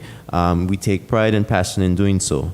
But also in terms of addressing competition and growing and innovating, one of the things that is important for me is utilizing the knowledge and skills that we have, that we've developed over such a long period of time. And one of the things that we've done lately is launched a business called Quest Experiences. We haven't really pushed it as much as yet because it's the COVID period. However, if persons would have recalled, what we do in Anguilla did a treasure hunt in February. That was we're working on it. Yeah. I won that treasure hunt. Yes. Right, and they participated and had a great time. And what that is, right, so that was actually a pilot towards Quest Experiences in order to get persons to go out there and really embrace very unique aspects of Anguilla's culture and history that we easily overlook. Those are things that I have knowledge in, because in developing the magazines, I have to look out for these very unique things out there and position it in a way for persons to feel like, wow, that's cool, Anguilla has that. But also my travels in university, I'm going to Iceland and doing day trips, going to Spain. I stayed with one of my friends there for a week, and seeing what it's like to live in those places and feeling like a local was really important to me. And in attributing that to how persons who come from away come to Anguilla and want to feel like a local, I think that's one of the things that's kind of missing or lacking in Anguilla. And so one of the first real experiences that we piloted over the summer was the salt picking experience during the Salt Festival that we were a part of. And we had over 100 people come out, locals, went into the pond. They had a great time. We picked salt. We told them about the history, about salt in Anguilla. And all of us, we go around the salt pond, the pond being there all the time, but have we ever decided to go in the pond? No. But here's a unique opportunity to mobilize persons to go out there and do these things and also learn at the same time, and an opportunity to also make money from it. So we have a range of other ideas for very unique experiences, and we'll be rolling them out in 2021. And to add to that, to add a business term for our students as well, we look at vertical and horizontal integrations. For me, I look at that as integration with the knowledge that we have as a publishing company. But we also have other ideas that would lead off or spring off from what we do in Anguilla itself, but also Quest Experiences as well. So I think that is really important, looking at the skills that you develop are things that are unique to your business, and seeing how you can mobilize them as well to become business opportunities for you. All right. So the question was in 3 parts. So how do you address competition? How do you stand out? How do you not get complacent? And growth opportunities, right? I just wrote that down. So I think the first 1, 2, 3 kind of all mesh together. So in terms of addressing competition, if you can't tell, I'm very competitive. So when Clemvio spoke about the treasure hunt, I was like, yeah, I won that. But I'm extremely competitive. But I think that for us, addressing competition, I don't think of anybody as competition, not in a, like I said, arrogant way, but I don't focus on that. And my best friend who passed away in 2013, his mantra, which has become my mantra, is chase the dream, not the competition. So I'm focused on my goals. I'm focused on where I'm going. I can't look back left or right because as sprinters, runners, anybody will tell you, if you're focused on what your competition is doing and not what it is you're doing to improve, then you're gonna always lose, right? So staying focused, focusing in on what you do really well, which is interesting because I read an article today speaking about how important it is for us to develop somewhat generalist skills and not necessarily just be locked in one career. But I think for a business, it's important to figure out what it is that you do well and to just keep doing that well, right? And as you elevate, as you go from that to continue doing what you do well, but not try to just kind of dabble in every little thing. So standing out and getting complacent go hand in hand. And I think that it goes back to having really big goals. So for me, I know a lot of businesses, and I've been there before, where, you get some business, you get some money, you're doing good maybe for the first quarter, and then you kind of relax. And you relax, and then you're comfortable, and then it's Q4, and you can't pay your bills, right?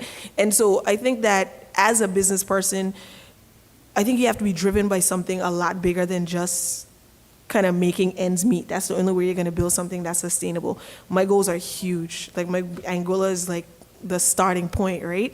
My goals are really big. So I know that to accomplish my goals, it requires massive effort. And so that is what keeps me going, and that is what makes it impossible for me to be complacent. And so I would suggest to anybody, if you are starting a business, if you're doing anything, set really big goals. Don't think about like, I'm just trying to do this, let me figure out what's the most mediocre way to do this. Think about what is the biggest thing this can be, how grand can this be? And I draw a lot of inspiration from developing markets. They would have shared that our offices we also kind of based in the US as well.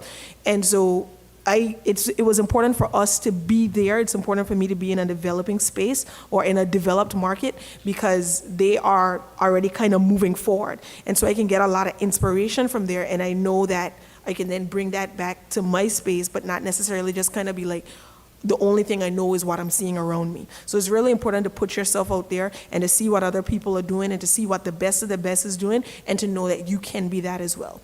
In terms of growth opportunities, for us at Thoughtful, our focus is to build our brand more in developing regions. So we're not focused on being a huge brand in the US. We're focused on working our relationships there, but we're really focused on building our network throughout the Caribbean and in other developing regions in the Pacific and what's not. And we've done a really good job of that this year, and we're gonna be rolling out some new projects we've been working on with them in the coming months, and we expect to get more work because as a lot of people think that because we're from Anguilla, or a lot of people, look, anybody here that's ever been to another island knows, you say I'm from Anguilla. Sometimes they look at you like, Anguilla?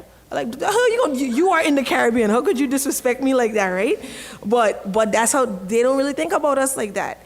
And it has been a pleasure for us to, as a digital marketing agency, and again, we do design, we do web development, we do video production, strategy, targeted advertising, the gamut, to be able to work with organizations throughout, in huge islands in the Caribbean, have hundreds of thousands of people, and for them to say, why, like, we didn't know, like, a company like this exists, like, that feels good to me, and it just lets me know that we have to continue to do more, and we can't be complacent, because there's a huge market out there for us.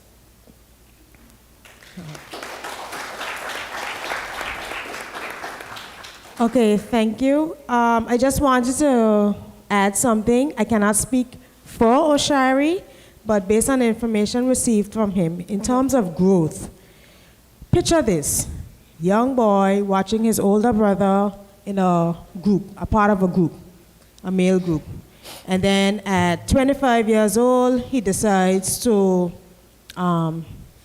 take over that group and rebrand it to the point where their mantra is togetherness by any means necessary. Taking that brand now and deciding to expand into apparel. So you have not only the male empowerment aspect and getting males together, but the apparel aspect. And then as I'm reading his bio now, I would like to let you know, he says he's currently leading the group through their next big accomplishment, which is a YHNG merchandise store. Yeah, nice. They're excited. Yeah, get excited about it. That's what we're here to share today. Also, even though he's doing all of that, amid his everyday duties, he also keeps busy, building his skills, designing posters, clothing designs, banners, signs, logos, and also produces beats for those interested in the music area. Okay? Another question? So my question is directed to Ms. McDonough. Do you see yourself branching off in other Caribbean islands in the near future? Actually, that's something that I actually wanted to do when I started out my business. But because we're in Anguilla, it's very hard to find ways to try and get the stuff out of Anguilla. So I'm still working on trying to see what's the best way possible to do that. But I do hope to venture out to that into the future. Yeah. Thanks for your question. Sorry, can I tie that question into what Ms. Banks was saying earlier in terms of having your brand all over the world, basically? That's what I understood. How are you doing it? Yes. Well, it's like building my network. So what we've been doing is just radically following up on every opportunity, like every single opportunity. If there's like everything, no matter how big or small, I just got it in my mind, like any opportunity that comes, I'm going to follow up on it. And I feel like those have just led to more opportunities. And every time a door opens, again, it goes back to not being complacent. If you kind of procrastinate and you feel like, and I've been that person as well, when you're kind of comfortable, you kind of say, well, I'm gonna get back to that email tomorrow, or somebody asks you to do a presentation, like even this one, man, I'm gonna be tired, because I am tired, right? But really taking advantage of every opportunity, and every time I've done that, it has been a domino effect. More opportunities have come.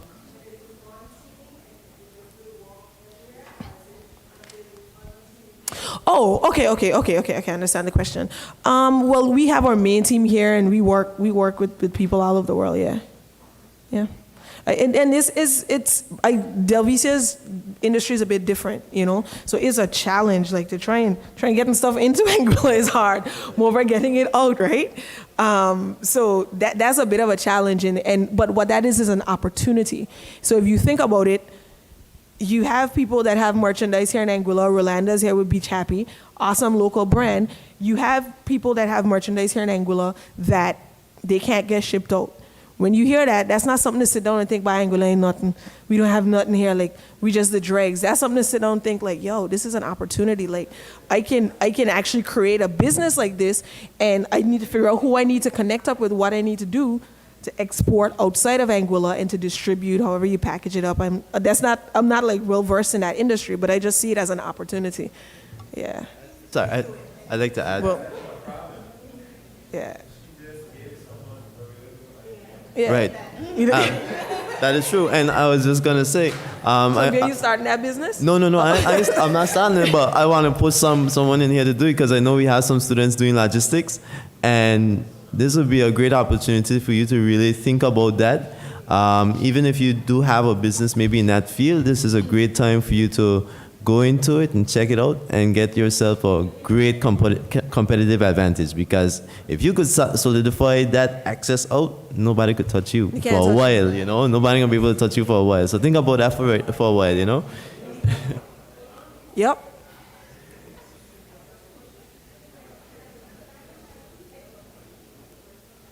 Okay, my question is to you, Ms. McDonough. I was just asking if your business is feminine based, like you selling only female shoes, right? Yes, I do, because Okay, male are expensive. Okay, all right. Female. Okay, go ahead. Ask your question. Sorry, go ahead. I was going to ask if you ever thought about like bringing on a male line. I would unisex. love to. I would. What you said? Male what? Or unisex. Well, I do sell unisex slides. However, like I said initially, males are very expensive. While females can wear fashion jewelry and fashion shoes, male like brand name. So My business is not is really not at the place where I can say that I can comfortably say that we'll be providing items for meals. But I hope to be able to do that in the future. But at this time, I don't see that. Yeah.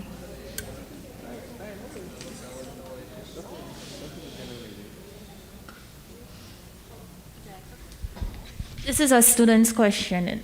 They wanted to know, what is the hardest decision you have ever had to make?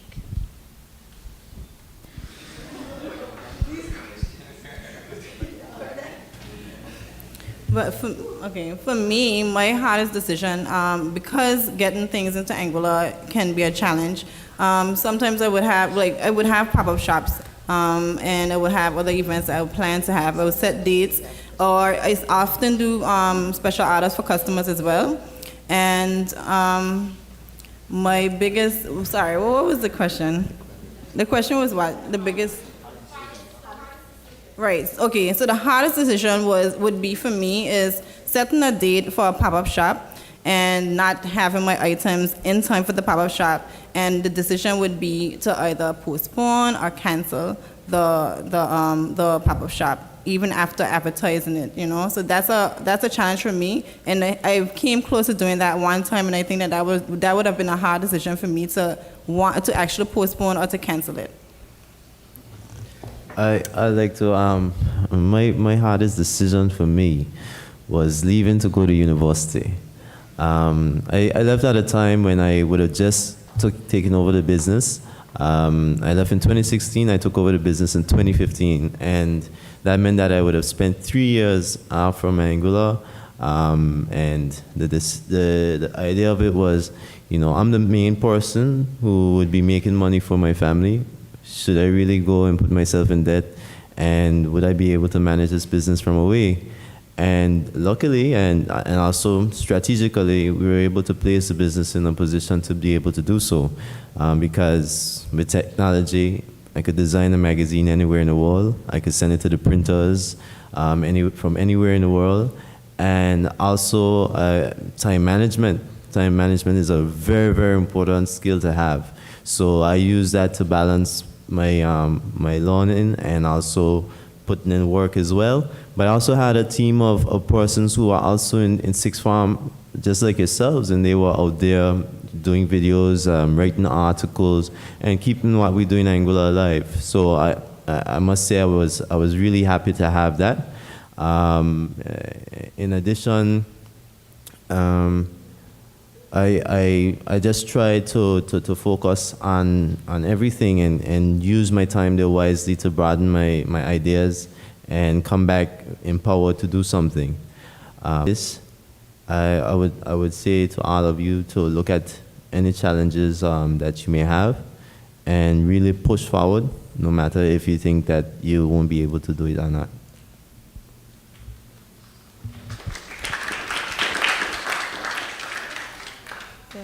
Y'all asked some very deep questions. Thank you for the question. The hardest decision I ever had to make, that was, I was thinking, I don't know. But I would say the toughest decision I ever had to make was to decide that no matter how long it took, or no matter how long it takes, I am going to do whatever it takes, and I'm going to work as hard as I have to work to realize my goals and the goals that I have defined for my life. When I was y'all's age at 18, and I had just went to school, I straight up told my mom, look, I'm not even gonna be here for these 4 years. In a few years I'm gonna be rich. I don't know about you, but I'm about to be rich. I just had these very unrealistic and superficial expectations of life.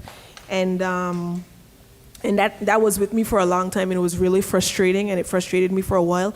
And I believe that it was a difficult decision for me because it took maturity to get to a place where I say, look, this is gonna be hard, this is gonna be a lot of work, this is gonna take everything out of you, but you're gonna keep going in spite of all of that, and you're gonna keep going to your goal until you accomplish it. And once I made that decision, all the other decisions after that, I mean, it's not that it's easy, but it's just not that difficult because I know that every decision I make is moving me towards my ultimate goal. And I've already decided in my heart that I'm going to do whatever it takes, even if it means I have to wait until I'm 60. Let's hope not that long.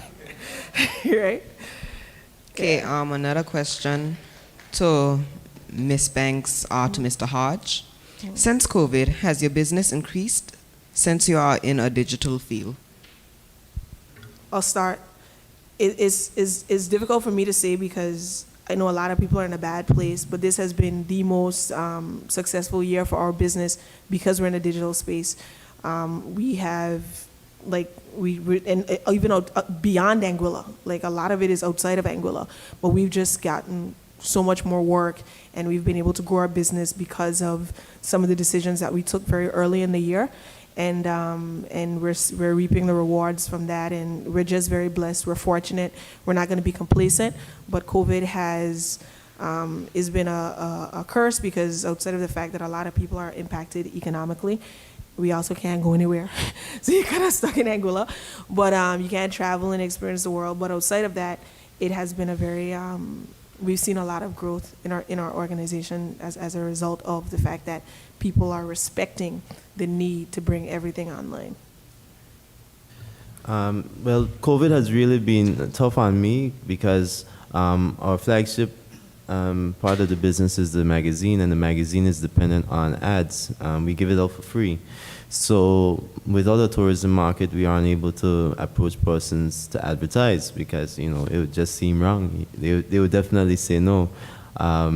So at this time, we still waiting it out and seeing what we'll do for 2021. Definitely hope to, because as I said, 30 years, we've gone through hurricanes, we've gone through recession, you know, all of these things, and I hate to drop the ball right now.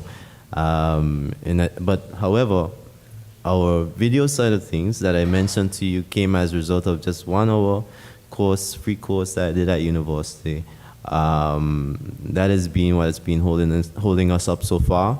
I've had several great opportunities. My brother, who's in the crowd, and my cousin as well, they have played a really big role in it. Clemvio and Leaford, I call your names there. And we've been doing some really great work. I'm sure a lot of you have seen it on our social media, and well, some of it you may not know that we did it, but you know it's out there, and we're happy and proud to be able to do the work that we do.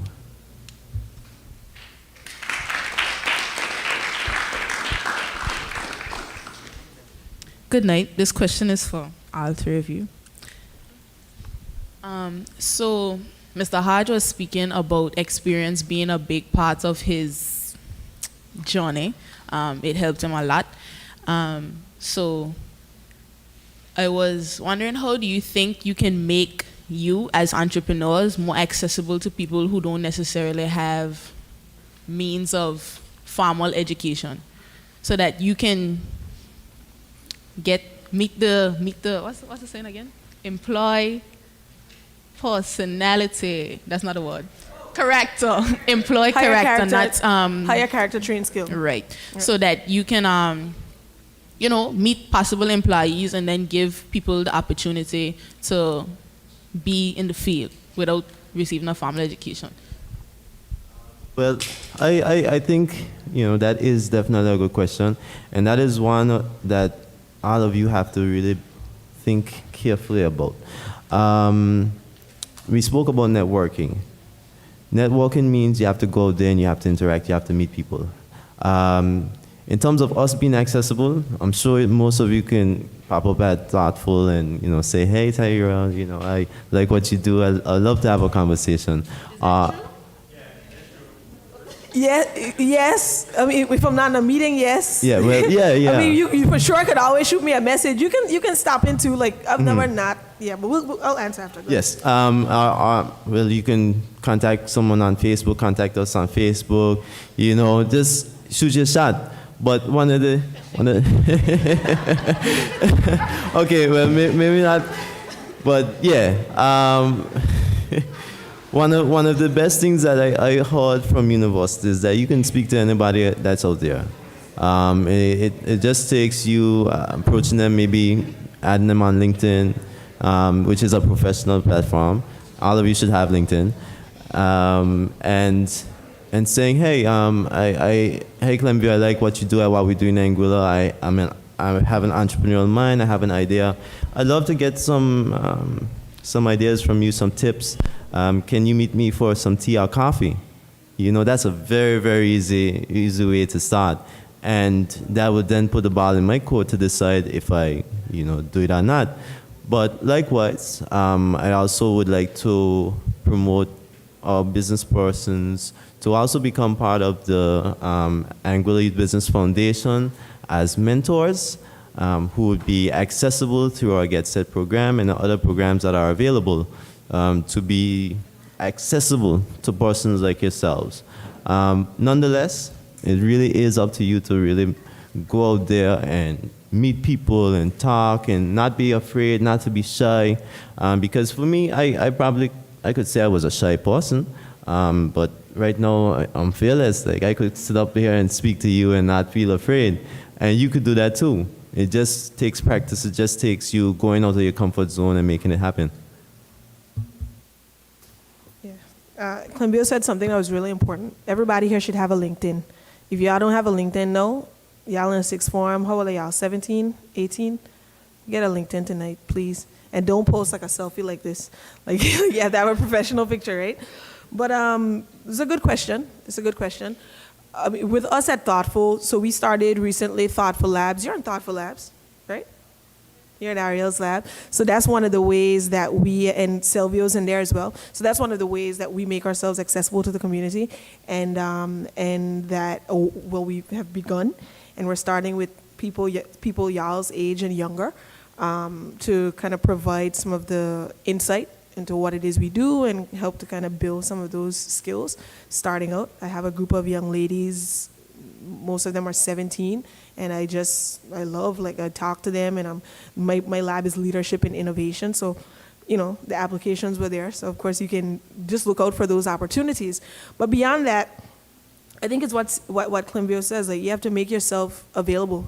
Like, a mentor should, and it's our social responsibility. If we want to build a sustainable Anguilla and create a sustainable environment for entrepreneurship, it's our social responsibility to be available. So if you message, okay, I'm going to be there, but you have to take that initiative. And not just take that initiative, but you also have to present yourself in a way that, I'm not saying write, a formal letter, dear Ms. Banks, I blah, blah, blah, blah, blah, but I'm saying, you have to present yourself in a way as someone that's hardworking, somebody that's ambitious. Like I shared earlier, higher character, trained skill. I don't care what you say, how many ones you get. Once you pass English and math, I'm good. Like, to be honest, I'm not really worried about all the others, right? But if it is that you are not presenting yourself in a way that, you're confident, that you're ambitious, that you're focused, that you follow up, that you follow through, then you're not going to really see the opportunities you want to see. That's my answer. Did that answer your question? Okay, good. You have a question? Pardon me? Okay, so Thoughtful Labs is a program that we created as a part of our Sustainable Anguilla campaign. And it's a campaign that we launched this summer, but Thoughtful Labs actually officially launched in October. And what it is we have 3 labs, a lab in leadership and innovation. So that's the lab that I teach, and I'm training predominantly young ladies because parents signed up their daughters to be leaders and innovators. And we're talking about everything that I believe goes into leadership and innovation: mindset, discipline, being able to present yourself, knowing how to conduct yourself, personal and professional. So we're getting a bit personal as well. And the second lab, Gino, my partner, is teaching that. That's technology, and that is product design and web development. So he's a product designer and web developer. And so he's teaching, how old are your guys, your boys? 15 and under? I don't think any one of them is over 15, but he's teaching them product design and web development, and it's an 8-week lab there, and they're going through it and having a grand time. And then the other lab is media, and Ariel Boucher, who is our head of media at Thoughtful, she is teaching that lab. Clemvio is in there, and so she's walking you through what we do as an agency from a production standpoint for our clients, and our clients are in Anguilla and throughout the region, yeah. Yeah, so the first cohort ended, the sign up for the first cohort ended in October, but we're gonna reopen it, so we're finishing this group, and then we're gonna reopen it in January. So I'll send it to y'all's teacher, and hopefully some of you guys sign up, some of you guys follow through. What's that? I know, we're gonna do something for the persons over 18, but we wanted to focus on the kids as a starting point. Yeah. So thank you. I hope that did that answer the question? Good.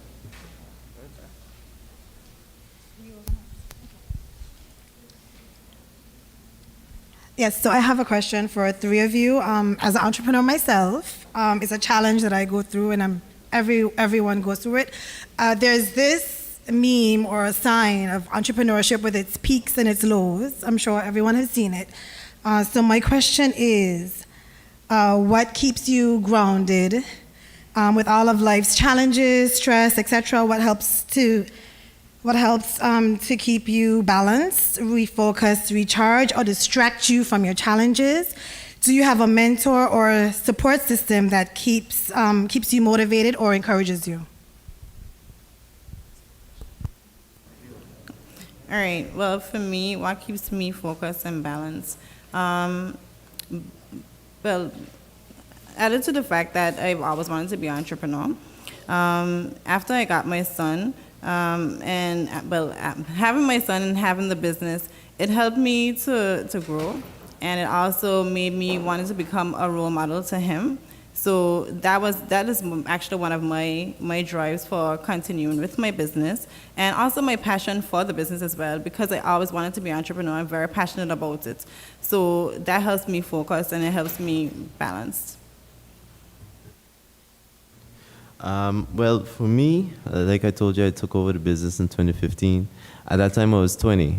And with the business also came the responsibility of ensuring that my family was financially stable. And that is a big responsibility for someone at the age of 20. Nonetheless, I definitely would say that I had my highs and lows, where I'd say, but I could really do this, can I really sustain a family of 6 persons?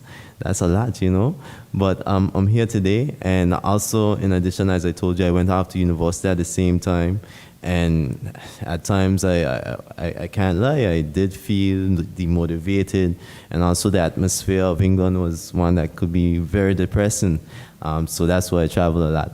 But in addition, one of the things that I rely on a lot is counsel from my dad. We go fishing a lot, and that is where I get to clear my mind, where I get to pose questions to him and hear from him, what he would do, and also challenge him, or he challenged me on ideas I may have. So that's where my support system is. And today, I think we've been doing well. I'm proud of where we are today. I'm proud of my siblings and my cousin as well, who are also striving ahead in their passions. And I'm supportive of them in every way, just like my parents have been with me. That's a great question. Again, thank you for that question. How I stay grounded, it starts like I have a lot of affirmations. So affirmations and prayer, and Gino has this thing where he says garbage in, garbage out. So I'm very focused on what it is I fill myself with, so I work very hard not to consume content or information that might, weigh on my spirit. I even had to, I remember like in October, I looked at 13 Reasons Why. I was telling my girls that. How many of you guys watched 13 Reasons Why? Right? And I looked at the last season, and I became so depressed. I was crying. Like Gino came in, he's like, "Why are you crying?" I was like, "I'm just crying like this," and it had me sad all week. And so, I can't be the best. I can't be the best for the business when I'm sad or depressed because of something I saw on Netflix, right? So I really have to monitor what I'm putting in. So just being very discerning about what I'm putting into myself, for sure. I have an unfair advantage in that I'm in business with my partner, and so we kind of balance each other out, and I rely on him, I lean on him a lot, and I always say, like, Like even if we lose it all right now, like I'll be good because I have you. Like sounds corny, but that's just my reality, you know. That's my reality, that I don't have to struggle through this on my own. That's my reality. Y'all laughing at me, y'all shading me in the back. but beyond my partner though, I also have a network of hello. The joke's over, guys. The joke is over. But beyond that, I have a network of mentors and people that I rely on for different things. So some people I go to if I need to deal with a specific type of issue. Some people I need to go to if I need a certain level of motivation. Some people I need to go to if I need to be affirmed. And that's also really important. I feel like don't go where you know you won't be affirmed. And I had to learn that. Sometimes you go to people and you're seeking their affirmation and their, like, you want them to say, boy, yeah, this is a good idea, or you know you're going to get through this. And that's natural. But some people just can't give you that because that's just not the purpose that they're meant to serve in your life, right? That doesn't mean you don't talk to them, period, but it just means that they won't be able to affirm you. And so really understanding who you rely on for what you rely on them for, like how you spoke about going out with your dad and what's not. So yeah, prayer, affirmations, focusing on what I'm putting into myself, and a great partner. All right, guys, I know you're having a wonderful time. Lots of fun, lots of learning, but we're going to take your closing statements in a short while. Closing statements? If you wish, if there's any last words you wish to impart upon the youth. Okay. Before I do that, though, I noticed we have some other local entrepreneurs in the audience. Do you guys wish to say anything to persons here? Doesn't seem so, but that's not going to stop me from pointing them out. So in front, as mentioned before, we have Miss Rolanda Webster of Beach Happy.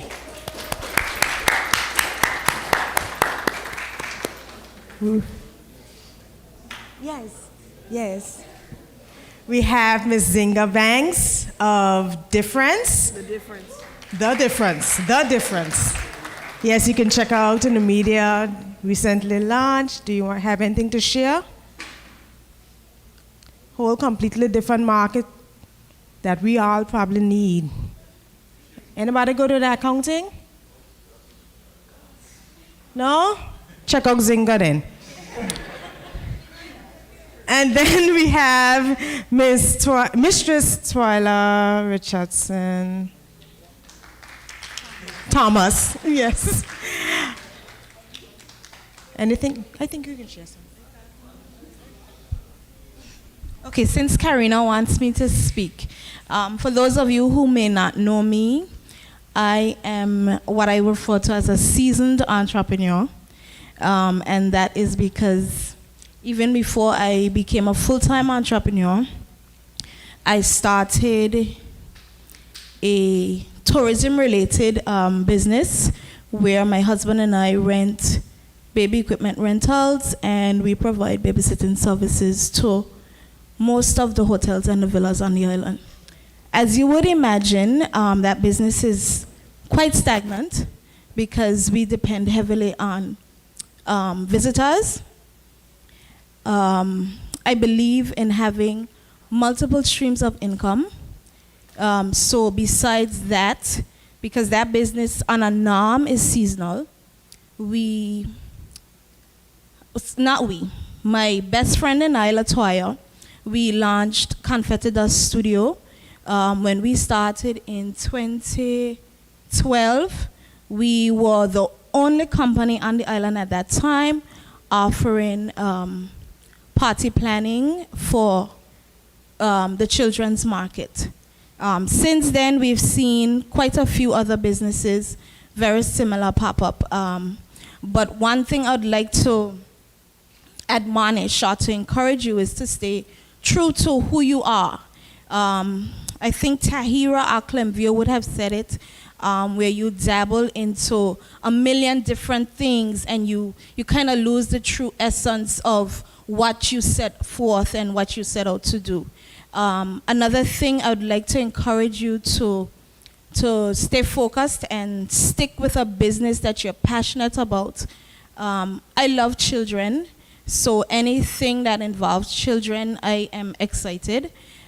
So for me, every business that I have entered into, they kind of correlate with each other, but they still serve a totally different purpose. After I launched that business with my best friend LaToya, I then opened a children's boutique because that was a problem we had in Anguilla, so I started to solve that problem. And I really think the need for that type of business came out of me not being able to find items for my son at that time. My son was born in 2011, and I had him in the US, and I thought of every single thing possible that I would have needed for his first year. I bought it and I shipped it to Anguilla. So you can imagine, much to my dismay, after that year had passed, I struggled to find basic items for my son. So I think it was Delvisia that would have said when she noticed that she had that problem, she figured there must be other people having the same problem. So that's where my boutique, Signature Thoughts Boutique, was born in, I don't know what year. I think I keep opening businesses and I can't remember all the years. And on top of that, my husband designs and prints T-shirts. His formal training is in graphics design. So I am also tasked with managing the admin side of his business. So when Rolanda may call on me and I may not get back to her that day, it is not intentional. The thing is, in Anguilla, it's kind of difficult to find staffing that is as passionate as you are. And I am happy to hear Tahira, who has a super passionate team, and I can actually attest to that because I've worked with her agency and never once met Tahira on the project on which we worked. I worked solely with Ariel, and I never felt like I was shortchanged in any way possible. So my advice would be basically to go into something that you're passionate about and stay focused and stay true to who you are.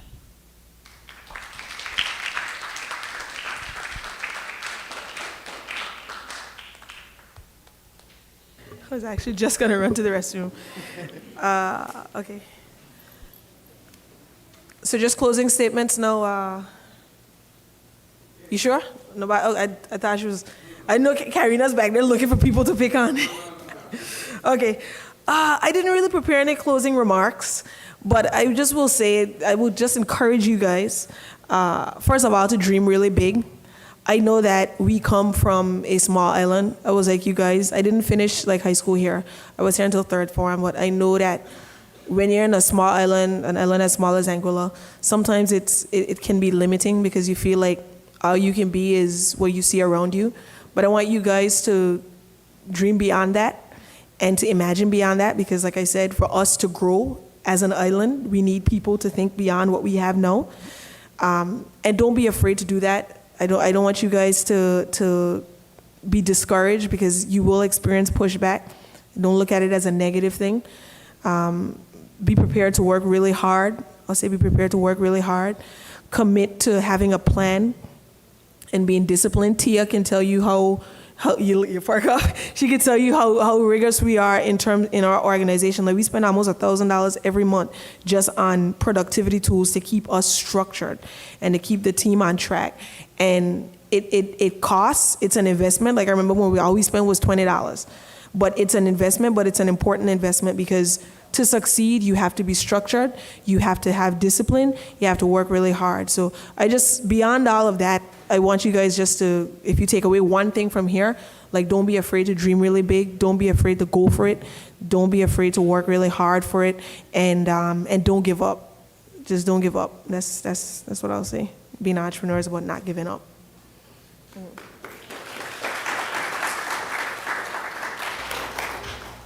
All right, I too did not prepare any closing remarks, but what I would like to leave with you guys is to just remain passionate about anything that you intend to start.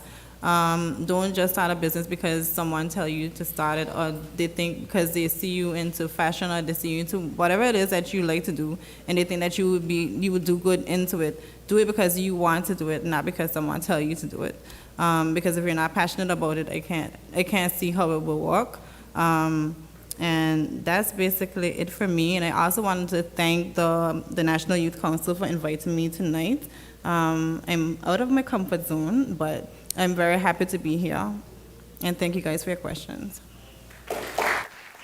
I forgot to thank the National Youth Council and the Anguilla Youth Business Foundation for putting on this event for you guys. This is brilliant. And thank you for your questions. All right, thank you once again. Well, I'm saying thank you as well. But my closing remarks center around the points that we would have covered. But one of the points that I think that we didn't quite touch on is the fact that doing business in Anguilla also means for persons who want to will end up becoming employees as well, because without the passion that you give, just like Twyla mentioned, just like Tahira mentioned, the businesses would not be successful. The work that you do is representative of you, and if you don't want your name associated with poor performance, that will follow you in the work field, because people talk when they see your resume and they see, oh, you worked at Thoughtful, but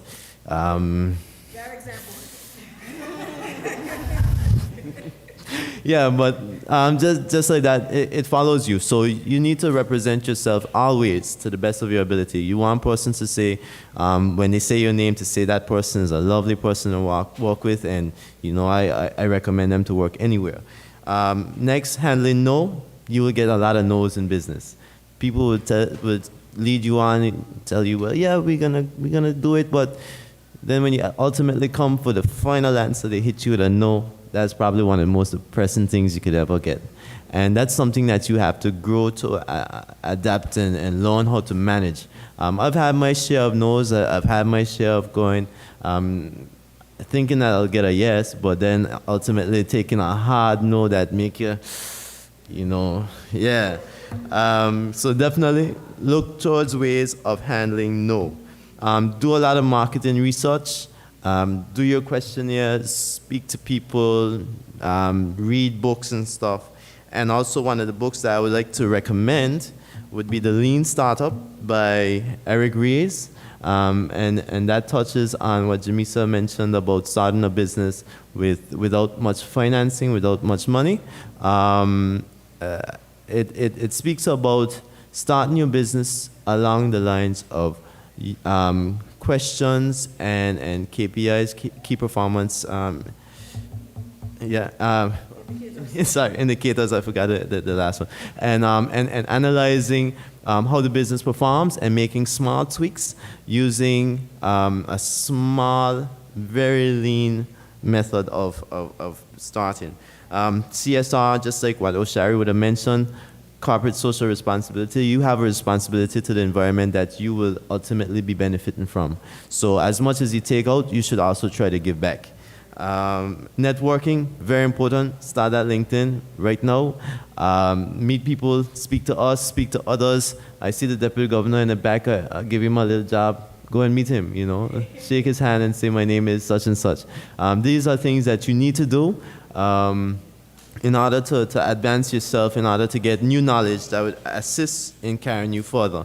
And then my final point would be, now that we've completed this this event for the Anguilla Youth Business Foundation's Entrepreneur Week, Global Entrepreneurship Week, I'd like to invite you all on Saturday for our next event, which is the Entrepreneurship Expo. There we'll have 30 businesses who will be there representing themselves, representing their goods and services. And it'll be a great opportunity to do exactly what we've been telling you to do, networking, learning about them, what they have to offer, purchasing some of the goods and services that they have, tasting them, sampling them, and having a great time. So that's on Saturday at 5 p.m. to midnight. And that's between the football stadium and the park. That road between there, we'll have tents lining the side of the road that you can meet the entrepreneurs under. So once again, I thank all the persons who organized this, the National Youth Council, and I really enjoyed this today. Thank you for all your lovely questions. Thank you, panel, as well, and have a good night. Okay. One last closing statement from our last speaker, Oshary Tomlinson. He says, a big part of having a successful business is marketing and networking. Recently, YHNG had the opportunity to send Grammy Award-winning reggae star Coffee some special personal-made apparel that would have been worn to upcoming performances. But because of COVID-19, these performances had to be canceled. But nevertheless, we also sent some casual apparel for her to wear at her leisure time. And when she did wear the clothing, her stylist sent us a picture of her in them to be posted. After posting on social media, our inbox went through the roof, regionally and internationally. This contact would not have been made possible without networking. And he ends by saying, marketing informs, equalizes, sustains, engages, sells, and grows any business. Thank you.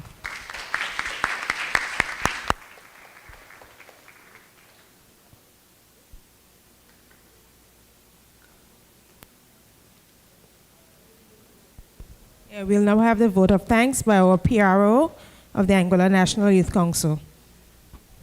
Good night, everyone.